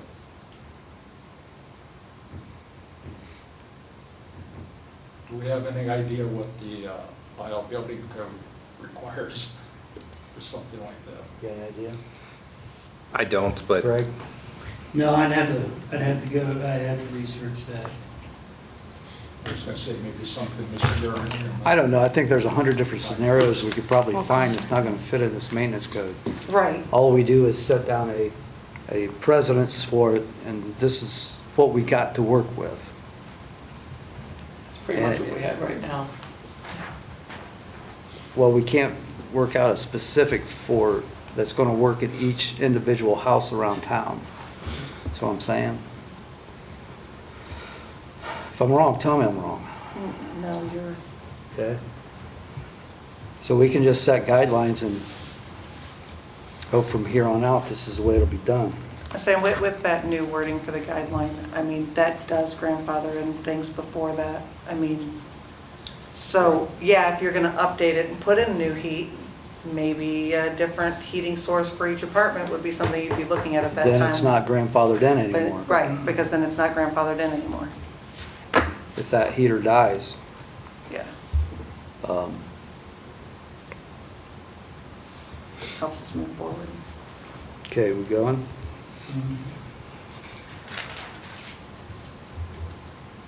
So it's 68 degrees in or out? We never did And discuss. we went ahead because Okay. it has to be able to maintain is the wording, so, yeah. I think so. Keep facing the property? Yeah, okay. Okay, we done with page 3. Now, one more, 101.10, inoperable motor vehicles. vehicle which cannot be driven upon public streets for reasons including but not limited to it being unlicensed, wrecked, abandoned, in a state of disrepair, or incapable of being moved under its own power shall not be parked, kept, or stored on any premises unless within a structure or enclosed area designed and approved for the storage of vehicles. I would like to add in there, or on the premises of a qualified vehicle repair business. And also then, no vehicle shall at any time be in a state of major disassembly, disrepair, or in the process of being stripped or dismantled. I'd like to add in there, unless it is in possession of a qualified vehicle repair business, but not to exceed a period of, I don't know, how many days. One of the problems here is the auto repair businesses get stuck with a vehicle that is in a state of disrepair. The owner is not willing to pay for the repairs to be done, so that vehicle just sits there. It'll sit there until a time that the business notifies the owner of the vehicle that they're going to do an abandonment title on the vehicle to seize it, and it takes a considerable amount of time to do. Another scenario is a donor car. If you're gonna fix one car, you get, I see that. And then I kind of question the word business though, because we've got a lot of people who are really talented with vehicles that are rebuilding vehicles. And I mean, the question would be more along the lines of what are they doing with it before we went after them? Because, you know, if you're rebuilding your Mustang and you're building the Mustang in the garage, but the donor vehicle or whatnot is outside, there's not much, a lot of people don't have the space to put two vehicles in the garage to work at the same time, especially if they don't have a business. I can see your point. Mr. Chairman? Yes, sir. I think the intent is to protect adjacent property owners, not necessarily give you the chance to have a bunch of donor cars or, you know, cars sitting in your driveway. I think we need to look at this and say, Length of time. well, length of time is one way. I mean, I just really caution on lessening these standards, because I can see anybody saying, well, yeah, I fix up cars for a living, even though that they have no business that's from their house. You know, all these scenarios of just somebody saying that they run a business. So the term business, I think, is a little too gray to use. And if I was an adjacent property owner and somebody parked a bunch of abandoned cars in their driveway, and you can name problems with rodents, with, you know, whatever else you could have with that, and I would like to be able to at least enforce getting them moved out. Mr. Chairman? Yes. That's kind of why I included in there a qualified vehicle repair business. Not just anybody that works on vehicles in their spare time in their backyard or garage, whatever. Would that be It would have to be a qualified licensed business. mechanic? Yeah, so they should have to be licensed for, you got 3 cars sitting in your driveway that have been licensed. I mean, they have to have license and Registered insurance on them, business right? or registered? I know at one time they all had to be licensed and have insurance on them. I think, Mr. Chairman, I think they have to have a license for every vehicle that's parked on their premises. However, they don't have to have insurance. Using what Mr. Sutter said, I think we could limit the number of vehicles. Okay? So if someone has a project car that they're working on, that we could limit the number, because let's say that some guy goes, well, I'm working on 5 cars and I got 10 cars out here for parts. You know, where do you do the balancing act here, okay? Yeah. I agree with him too, is because, Time frame. yeah, the weeds, rodents, do we want to make them covered, cover the vehicle or whatever? How far are you going to allow people to extend? I mean, zoning, the zoning laws here in Bucyrus also state that you have to have zoning for operating a business out of your home. So, I mean, there's another viewpoint there also about zoning. Are these people actually zoned to work on cars within their curtilage of their property? That's the term that has been coming up, the curtilage of their property. So, Mr. Chairman, I think there should be a time limit, That's, I guess, along with the number of vehicles. So like a car parked beside the road, they got 24 hours to move it. You want to give them 6 months? Is that reasonable? that sounds very fair. Reasonable? 6 months to get rid of it if they're not doing something with it or getting it into working order. Yeah. If you're going to add business to this, I think there should be a time limit to go along with that. I wish I knew what the best way to help out the repair shops was. Well, So they're not stuck with abandoned vehicles. So they're not stuck with abandoned Yes, vehicles. right. The city says this is now abandoned, so we can file for it. I don't know how you're going to keep track of time. I mean, complaints. From the time the complaint happens to the time it's moved. So obviously, we don't have somebody that can drive around town 24/7 looking for stuff. We just work off complaints. Initial complaint. Yes. Time. And they can file a complaint at the Miranda or Safety service group. Safety Service Director, So law Mayor, director's office, Law mayor. Director, and there's a form online too. and there's a form online. Excellent. Mr. Chairman? Yes. So the 2024 version of the International Property Code says it has the exception as otherwise provided in other regulation. So what it's trying to say is if you're permitted, as a automotive repair mechanic, you can, if you're permitted to have cars on your property because you're that type of business, then you would be accepted from Exempt. this Yes. exemption. Sorry, I butchered a lot of words there. But yeah, I guess sort of looking at this, I almost feel like the 2024 version has a little better explanation than what we have in this document. Okay.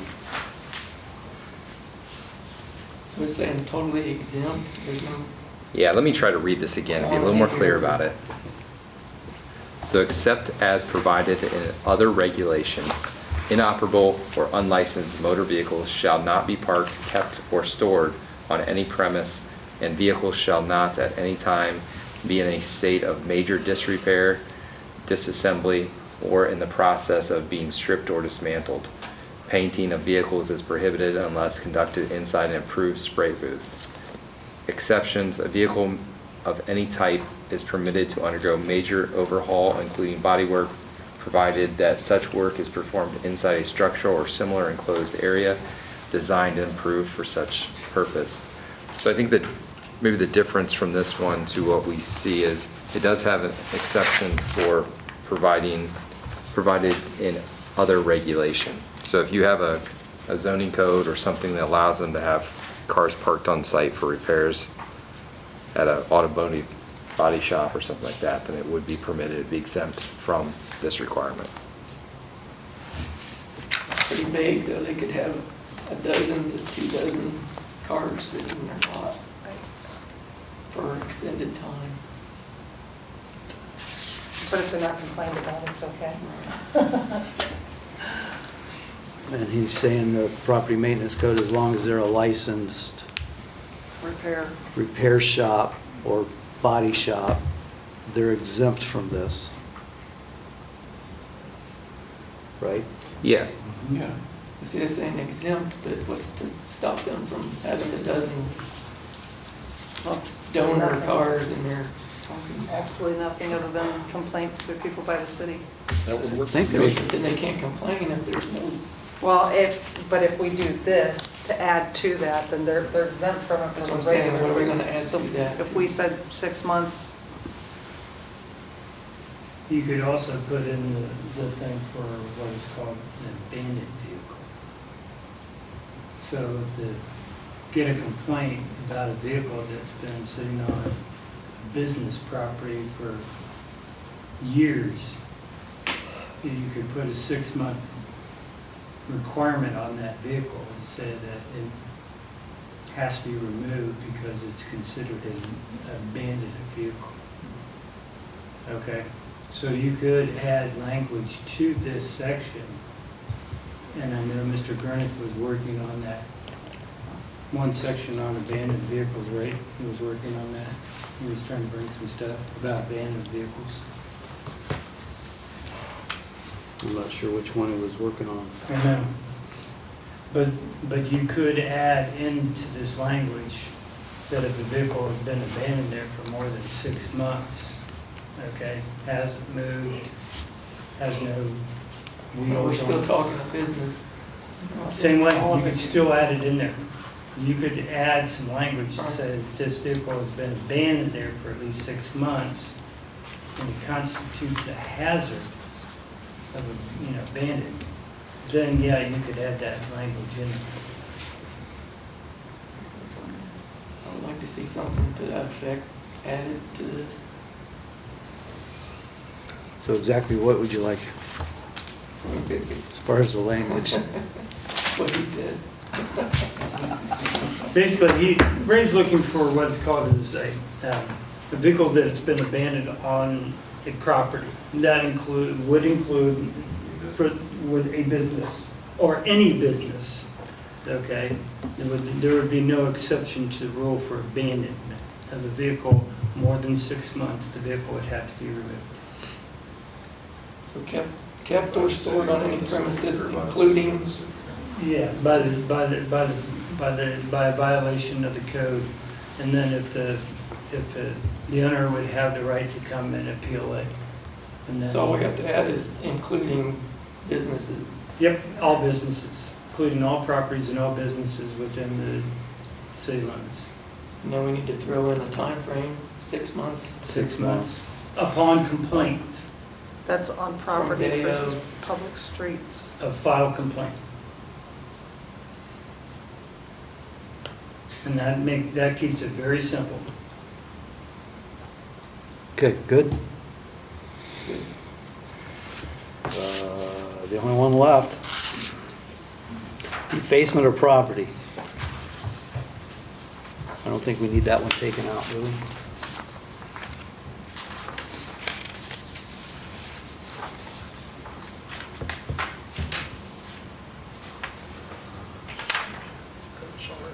Be the responsibility of the owner to restore said service to.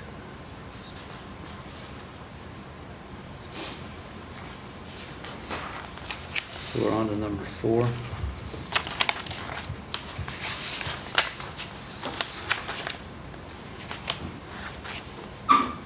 Mr. Chairman, on swimming pools condition, does that include I believe, isn't there an ordinance in town about a 3-foot, That's the next one down. enclosures, I'm sorry. Enclosures. No, you're fine. I thought the same thing. It's actually 4 foot. So one of the subjects that came up today, you have to have a fence around it, a pool, but you don't have a fence around a pond. See, I think some of them are grandfathered in because they were there. The before. ponds? Yeah, I know a few You ponds don't here in have to, town. as far as the ordinances now, you don't have to have a fence around a pond. You can Oh, put you a don't pond. have to, even if you build a new one? It says anything over 24 inches in depth has to have. Like a koi I don't know, pond? it literally says private swimming pools, hot tub spas, or any body of water more than 24 inches in depth. I mean, should we add or any body of water? Because that would then encompass things like ponds and, I think we should. How about you guys?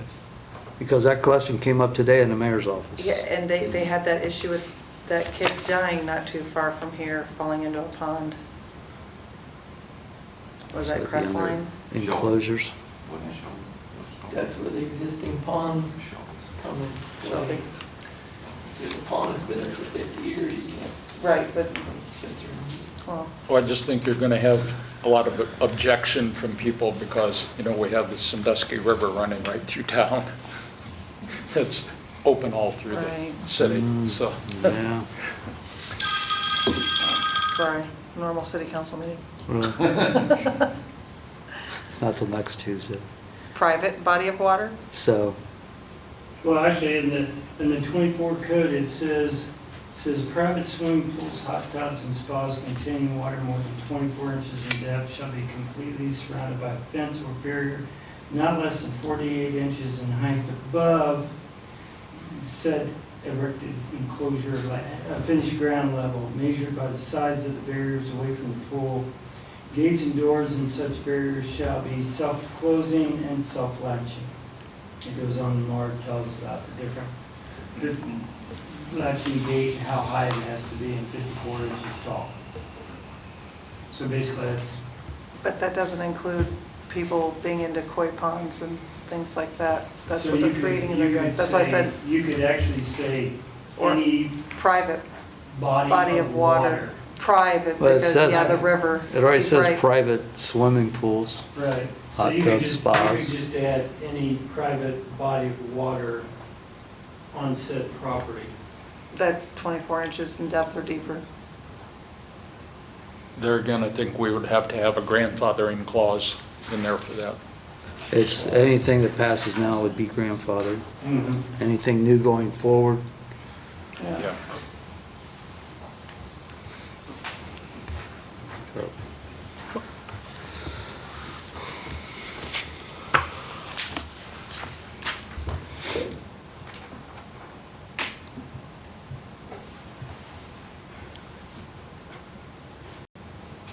anything else on 4? Yeah, I think so. 103.02, maintenance of foundations. In B, I suggest removing that section. All foundations of every dwelling structure shall be maintained in such condition as to prevent seepage or leakage of water into the space enclosed within such foundations. You've got a whole lot of houses in this town that have leakage and seepage. We have a lot in Huggins Division, it's like that, Mm-hmm. tons of them. Spring Street too. Yeah. Plymouth. Yeah.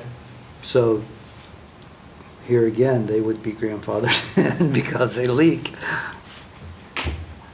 It's just the maintaining of the property. Because after so long, they've got to do something or else the whole foundation's going to cave in.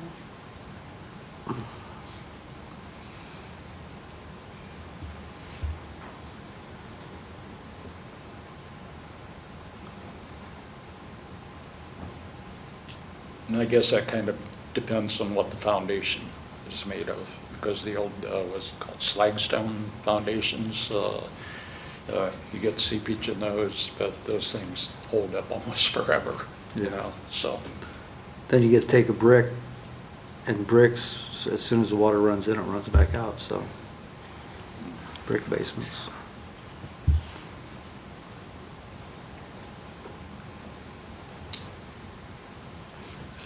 Mr. Chairman? Yes. I understand the concern with leaking and seepage and foundations, but in the same regard, I do think that we want to have a situation where we can try to address those issues. I trust that our property management officer would have some reasonable consideration on trying to make repairs, knowing that a lot of these foundations are old and they're always going to have some leakage and seepage. Trying to address the spoutings, trying to address the slope of the dirt outside. I don't know if we want to take it out because it does at least give them an opportunity to bring it up and try to address it. And I think either A, the compliance officer, or else B, the appeals board would understand a reasonable attempt to address the issue. Is it okay, Bill, if we leave it in? Oh, go ahead. I understand what Mr. Miller's position on this, and on paper, it makes perfect sense what you're saying, okay? In reality, once they open that door, and I have experience with this, once they get inside that door and they go down that basement, if there's a drip of water, we'll put a new foundation in, or something like that, and even though out of the 10 houses that surround that house, they all leak too, common sense doesn't always prevail. This is one of those rubbing areas here that we're discussing, on the maintenance. Once you get in the claw of that property maintenance officer, that's tough. That's tough stuff. So we can hold a vote on whether to leave it in or take it out. Yeah. That was my next step. Would you like a vote? Yeah, whatever you guys are gonna do. Okay, section 103.02, maintenance of foundations, down to B. All foundations of every dwelling structure shall be maintained in such a condition as to prevent seepage and leakage of the water into the space enclosed within such foundation. I will take it out. Take it out, We're just going person by person. Greg? I want to keep it in. Keep it. Bill? I would like to see it taken out, because A says all foundations of every dwelling structure shall be maintained structurally sound and good repair. That should pretty well cover it, and we wouldn't really need to have the section B in there anyways. All the houses in this town, there's new ones. Yeah. I'd leave it in. And? Ray? Take it out. Out. Who wins? Out. It's out.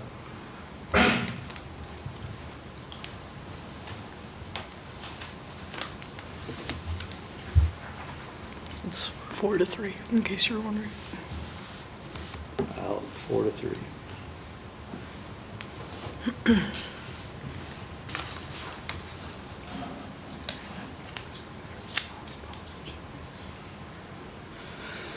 Okay, what's next?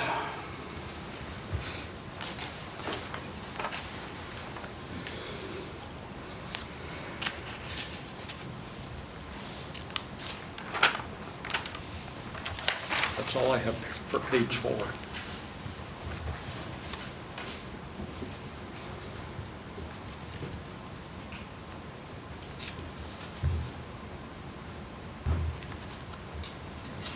Nothing else on page 4?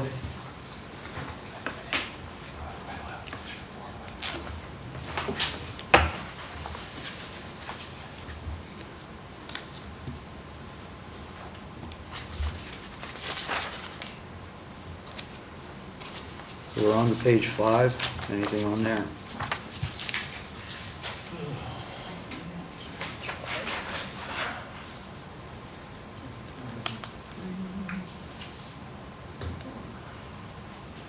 I do. Mr. Chairman. Yes. Where you at?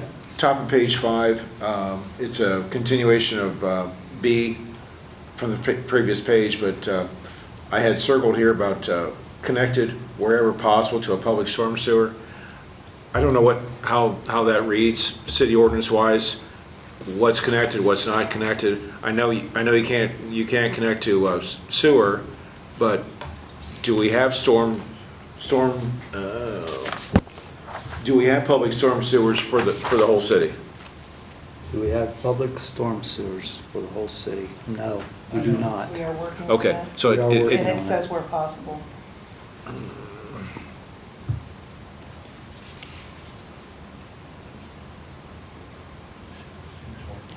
okay, I didn't catch that detail. I didn't either when I first read it. Okay. When you just went through it, I was like, oh, there it is. Okay, we're good with that one then. Okay, and then at the very bottom of the page, 103.05, maintenance of interior walls and ceilings and floors. It's pretty vague as far as what they're talking about.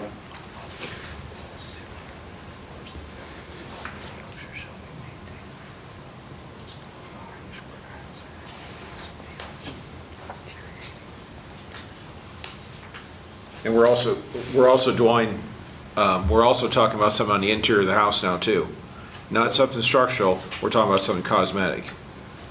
So, Well, floor's not really cosmetic. well, no, well, they have to be sound, I agree.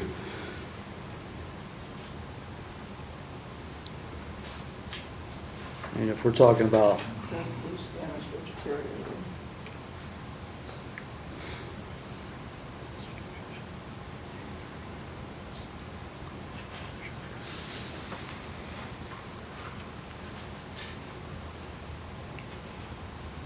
so in 103.05, you want A taken out? Is that what you're after?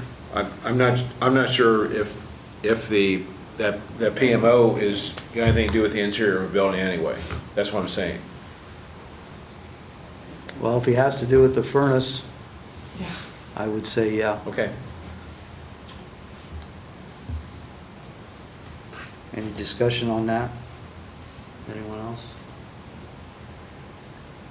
Yes, I think there is an issue of safety for the occupants of the buildings with holes, especially in the floors.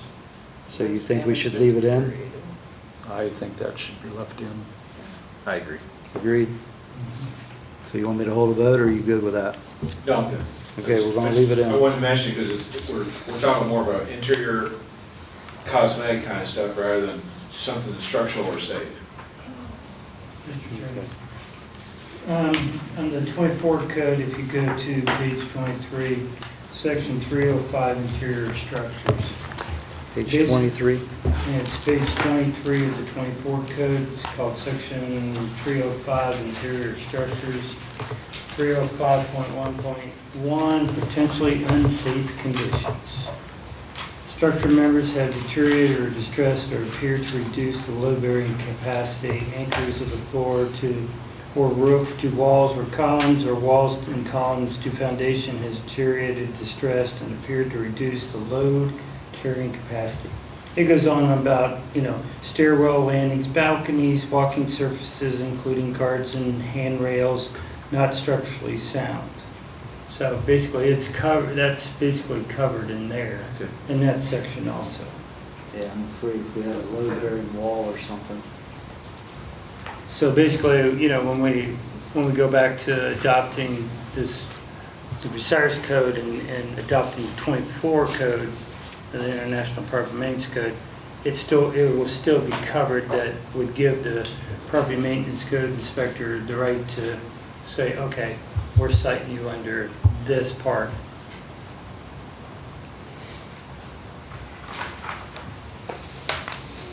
Okay. All right, we done with 5? Can we back up there a little bit? Absolutely. On page 5, I think it's under the 103.04C. All chimneys shall be properly maintained in plumb condition, free of loose or missing bricks, deteriorated mortar joints, and damaged loose or missing chimney caps. I would like to see missing chimney caps be removed from that. I mean, there's many houses that do not have chimney caps. And I don't even know if they're required.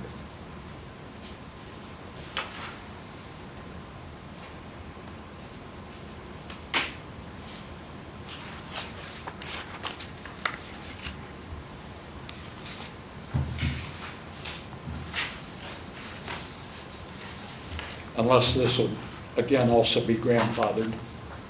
For sure it would. Anything we pass now like this would be grandfathered in.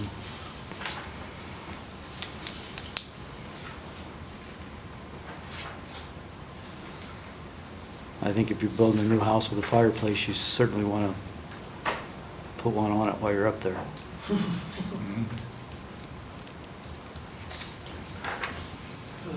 So we want to leave it? I had couple more things there. Okay.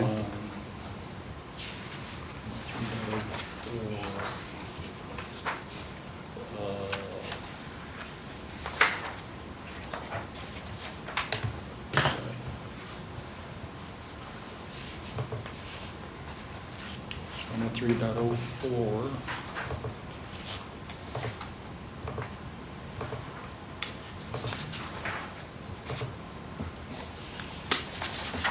List on 5. That was,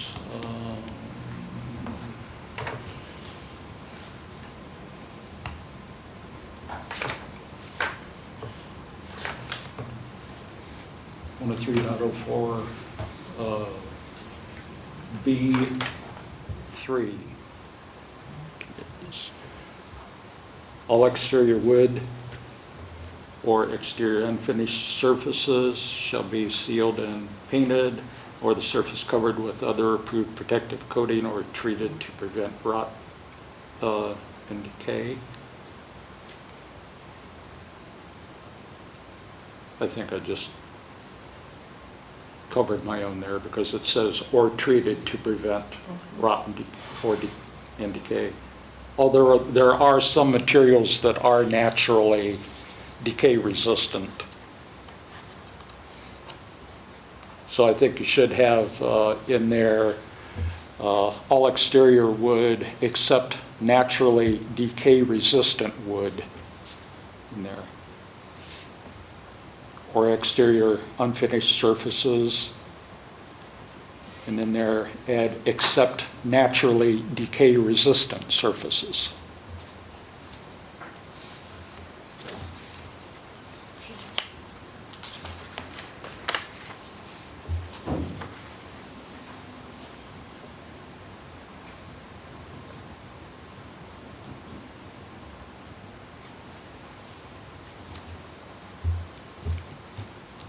And then in C, any dwelling structure or secondary or appurtenant structure whose exterior surface is deteriorated, decaying, disintegrating, or whose exterior surface has weathered with dirt or grime or has been impaired.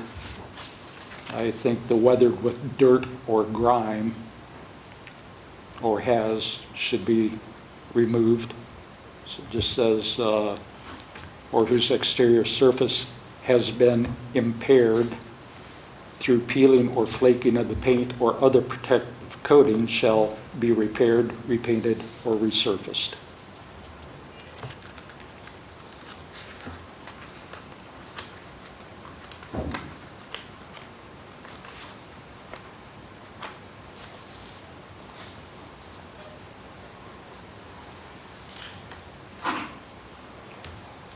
I just think that I don't think that we need to be, Want to take dirt and grime out?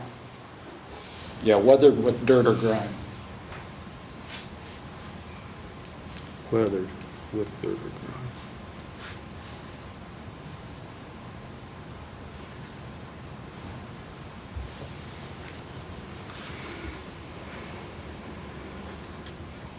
Are we good with that?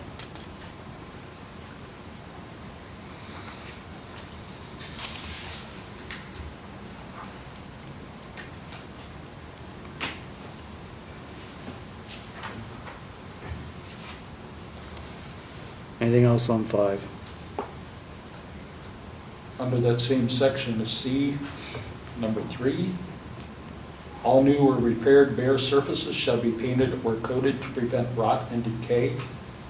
There to add, unless the new or repaired surfaces are of materials that are naturally decay resistant and match and conform to original design.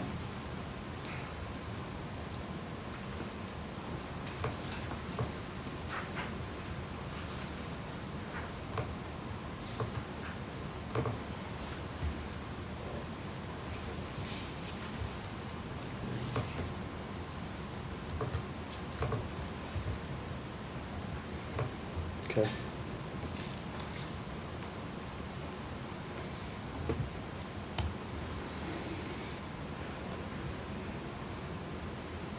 Bert and Greg, you guys all right with that? Mhm. You guys okay?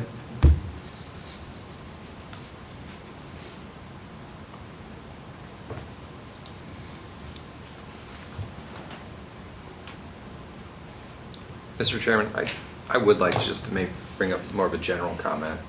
So a lot of what we're covering is sort of an outdated version of what the 2024 code currently has in it. If we use that as our base, I think a lot of this is going to be repetitive. And I understand maybe that the intent is to call out certain things that are more important in the city of Bucyrus for us to regulate and make sure that are enforced, and then have the 2024 code as a backdrop or a base behind that. But I think it's going to create a lot of conflicts between the two, and the fact we're modifying language that has a different version in 2024 code. Getting back to sort of your idea of how to structure this, I don't know if this is going to add more confusion than good, because you have two different codes that sort of compete between each other. If we have this version and the 2024 version. Does that make sense? I don't think I did a real good job explaining it, but I just worry we're going to create confusion. I agree, Mr. Nor. At the top of the meeting, when we were talking about having the Radlett version as a base, and then also use 24, I guess, as a reference or backup or whatever, we're gonna make a mess. So, you know, I think what we're doing here is good. I think my version is this Radlett version. We just go through it page by page like we're doing, try and make it sense. I think if we have a question, then like Greg said, he could bring up a good point that, oh, well, this says this in here. Okay, well, maybe there's 5 lines on page 23 of the 24 that we need to use. But I think taking that whole thing, I see the inspector having it's like a buffet. He can use Radlett if he wants to, or he can roll over and use 24 if he wants to. And that's not quite what my thought is how we should do this.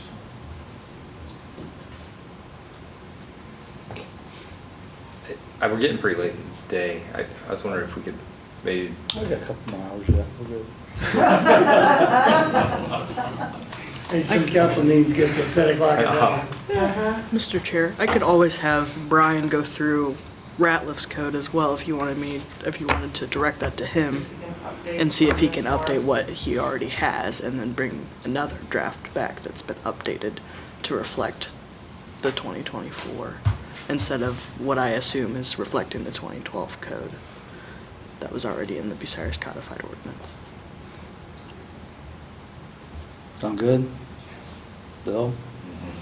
Sure. Okay. Do we need to make a motion? Probably should make a motion. I would make a motion to ask Brian to look through what we've done so far in the 2024 code and see if we can make it even more cohesive, and if he can get that back to us before our next meeting. I'll second that. Sounds good. Second? He I did. Bill Did did. you? All those in favor? Aye. It's my only job, I gotta do it. Mr. Chairman, I'd like to make a motion that we adjourn Well, today. before we do, is there any public participation? Sure? Would you like to schedule? We'd like to schedule another meeting. Yes. We would probably want to do it after we get something back from Brian, wouldn't we? Would you like me to contact everyone after I receive? Yeah, why don't you do that, because he has got a full table right now. He does. And I've loaded it for him. And don't so, want it to be messed up. Yeah. If we would schedule this meeting like every 2 weeks, knock on this thing for, roughly 2.5 hours, whatever, we can get through this thing within, 4 or 5 meetings, I think, where, Mr. Gurr can catch up with us. He's, we've made 15 changes. He can yay, nay, whatever of that, but we can still keep our schedule going, because if we don't, if we work around his schedule, then we have to be emailed or whatever, trying to figure out what the next meeting's gonna be, where if we can lay. I have no problem contacting all of you. Well, I'm just trying to make it more efficient. I'm just trying to make it more efficient, and plus we can schedule. We know 2 weeks from now or whatever we're gonna do, if it's a set time, very similar to council meetings. so I guess your idea is to work on the IPMC code, the 2024, and just add responsibilities occupants versus the owners and fees and penalties? So that was my original idea, is that we can take the 2024 code and then places where it is lacking, we can add in and have a supplement to. I don't think that's the same idea that everybody here has, but that would be my approach. I look at the 2024 code. It's been done by people that do this a lot more than what we do. People that, a lot of eyes, a lot of attorneys have looked at this and came up with, this is the right language you should use. I understand concerns about, this is a large document that can be used against landlords, can be used against tenants, but I think it's a very good base. I do think it is lacking in clarity on when the owner should be contacted versus the tenant. There's, as we mentioned before, there's situations where when it's trash, debris, personal property on, that's the issue. I, as the owner, can't do much about that. I do think that needs to be directed more towards the tenant. When there's issues with roof repairs or foundation repairs, that's probably more likely on the owner. So I think trying to figure out those responsibilities might be a good thing to work on to make sure we're clear. Additionally, fees, penalties, this document's pretty much mute on those. It does not talk about fees and penalties. We could get into that a little bit to try to see if this is something where we want to be, just have fees to get people to act, or more punitive fees to really get maybe progressive fees. Your first offense is this, your second offense is this. However we want to approach that. I don't have an opinion either way right now. I know the code enforcement officer having credentials or some sort of licensure has been a topic before. Is that something we want to address that isn't addressed in this? And then the vacant structure registration, we've mentioned that as well. Enforcement, I think that's where maybe we distinguish what is important to us and what's not, is how it's enforced. Maybe there's certain sections like exterior properties that we want to have a more stringent enforcement than interior properties. Maybe if it's something with safety, we have different enforcement. So I think that's how we can pull out sections that are more important to us than others, is through the enforcement process versus just trying to scrap certain sections out of that 2024 code. Greg? I agree. I think the next meeting, we ought to work on some of the issues here of the enforcement, the penalties and fees, how it's going to be structured, and work on that next, part of that, until our law director can, get things, rolling. At least we're moving forward on some other sections and leave this alone, just curtail this for right now, and work on those four subject matters to where, okay, if he comes back and says, okay, here's what I believe on this, now we've already kept moving forward instead of sitting behind the scenes and waiting, we can move on these other issues that we need to work on. And I think we ought to have another meeting in like 2 weeks, the Tuesday night after council meeting, or whatever you want to do, the week between. April 23rd would be the next one. I don't think you want to do it on a council meeting like that. No, I said the week after council Okay. meeting. Week after. Yeah, in between, I call them in between. So April 23rd, 5 o'clock? Mr. Chairman? Yes. I guess I'm a little bit confused. Are we going to use the Radliff version that we've been going through tonight and modify it to suit us? Or are we going to leave that alone and use 24 instead? I'm good either way. I'm just not, I don't know how to read this, right now, what we're, I don't think which document we're going to use. We're not all sure yet. Oh, okay, all right, that's fine. So, I'm just trying to make best use of our time. We probably got to get that hashed out. As far as, are we gonna go through 24 like we did Radliff tonight? Which is probably the only way we can do this correctly, or are we going to, use something else? So what we're looking at is looking at the responsibilities, occupied versus owner, fees and penalties. These are things that the 2024 IPMC doesn't cover, or they're vague on it, and we want to get specific with those type things. Okay, but at the end of the process, when we turn something into the council and they vote on it, it's ratified, is the intent to use 24 with those additions, or are we using Ratliff with our corrections? So, And that's why I got. And maybe you don't have an answer yet. I'm good. I mean, I know it's early, so I'm not trying to push anybody in a corner. I just don't know which direction we're going. Go ahead. Okay, for legislation purposes, that's why this other was written up. For local legislation, you would create yours. The things that were included in that were things that have been an issue in the courts previously, which is why Ratliff had placed it together the way he had. And then anything that's not answered within those stipulations that we create, you would then look at the most current, which right now is 2024, but like you said, that's going to change. So anything that's not touched on in what we do, so if there's something that's missing from the Ratliff thing that we know is an issue in the community, then that would be something we would add to that. But for our legislation purposes, that's why we're doing this step by step for what he had put together previously, because that's the local legislation. This is the fallback and what we based it off of. So if there's something we don't touch on, that's then what you look at. So it's all going to go together. Because, I agree with Aaron. I think Rob already condensed this down. yeah, he condensed down to what we had been Fit having Bucyrus, issues with. basically. Yeah. My only concern, I'm good with the Ratliff version, what we're doing. I think this is very productive, what we've done tonight. We get this thing done, and then we compare that to information in the 24, there's going to be something conflicting. There just will be. And so I don't know how we address that.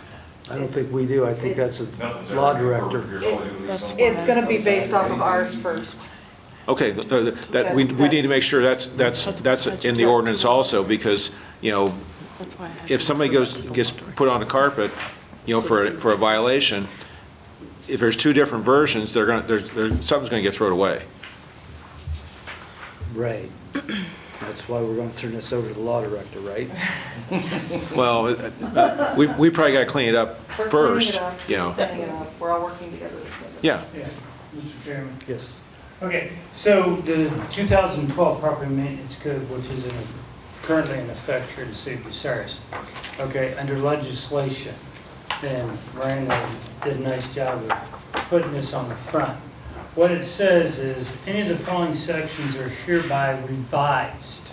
So all we do is, we, like, the ornamental grass, you know, the lemongrass and ornamental flowers. So we go to that section into the 24 code, and we insert that new language in there, okay? So that's all you're doing, is inserting new words into that section only. We're basically going to be using the 24 code, but we're going to be using, as you said, Mr. Ratliff's code, to insert that into The 2024 code. in 2020. Okay. Does that make sense? No, Okay. I understand. That's how it was done when it was first done, when they did the 2012. Like certain things, is only enforced, section 304.14 is only enforced between May 15 and October 1st, okay? Some 112.4 is 0 to 500.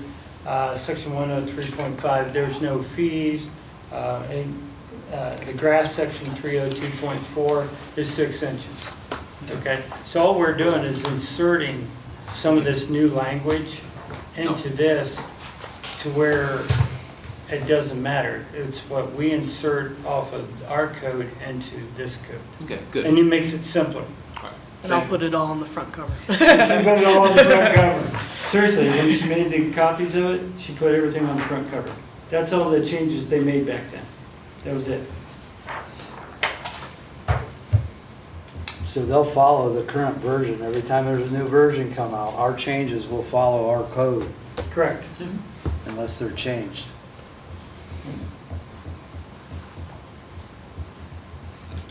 Okay, we good? Next meeting, April 23rd, 5 o'clock.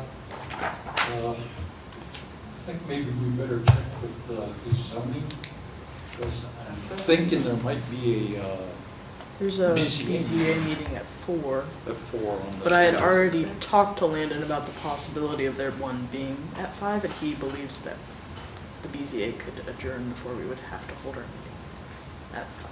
It can be, it can go You're the chair. lengthy sometimes. You're the man. I had already talked to Landon about it, so. But should But we you're look at- right, we I'll should we should, try look to at make it 6? short. and we can I mean, always do 6. should we look at 6 for this one, because there is the meeting prior, that way in case you guys do run longer? That would be a possibility. Let's just do 6. 6, okay? 6. Thank you for Good that. call. I forgot.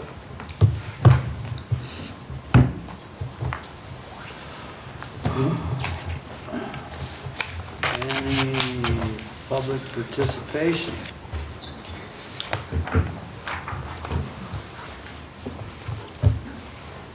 Adjourned at 7:20.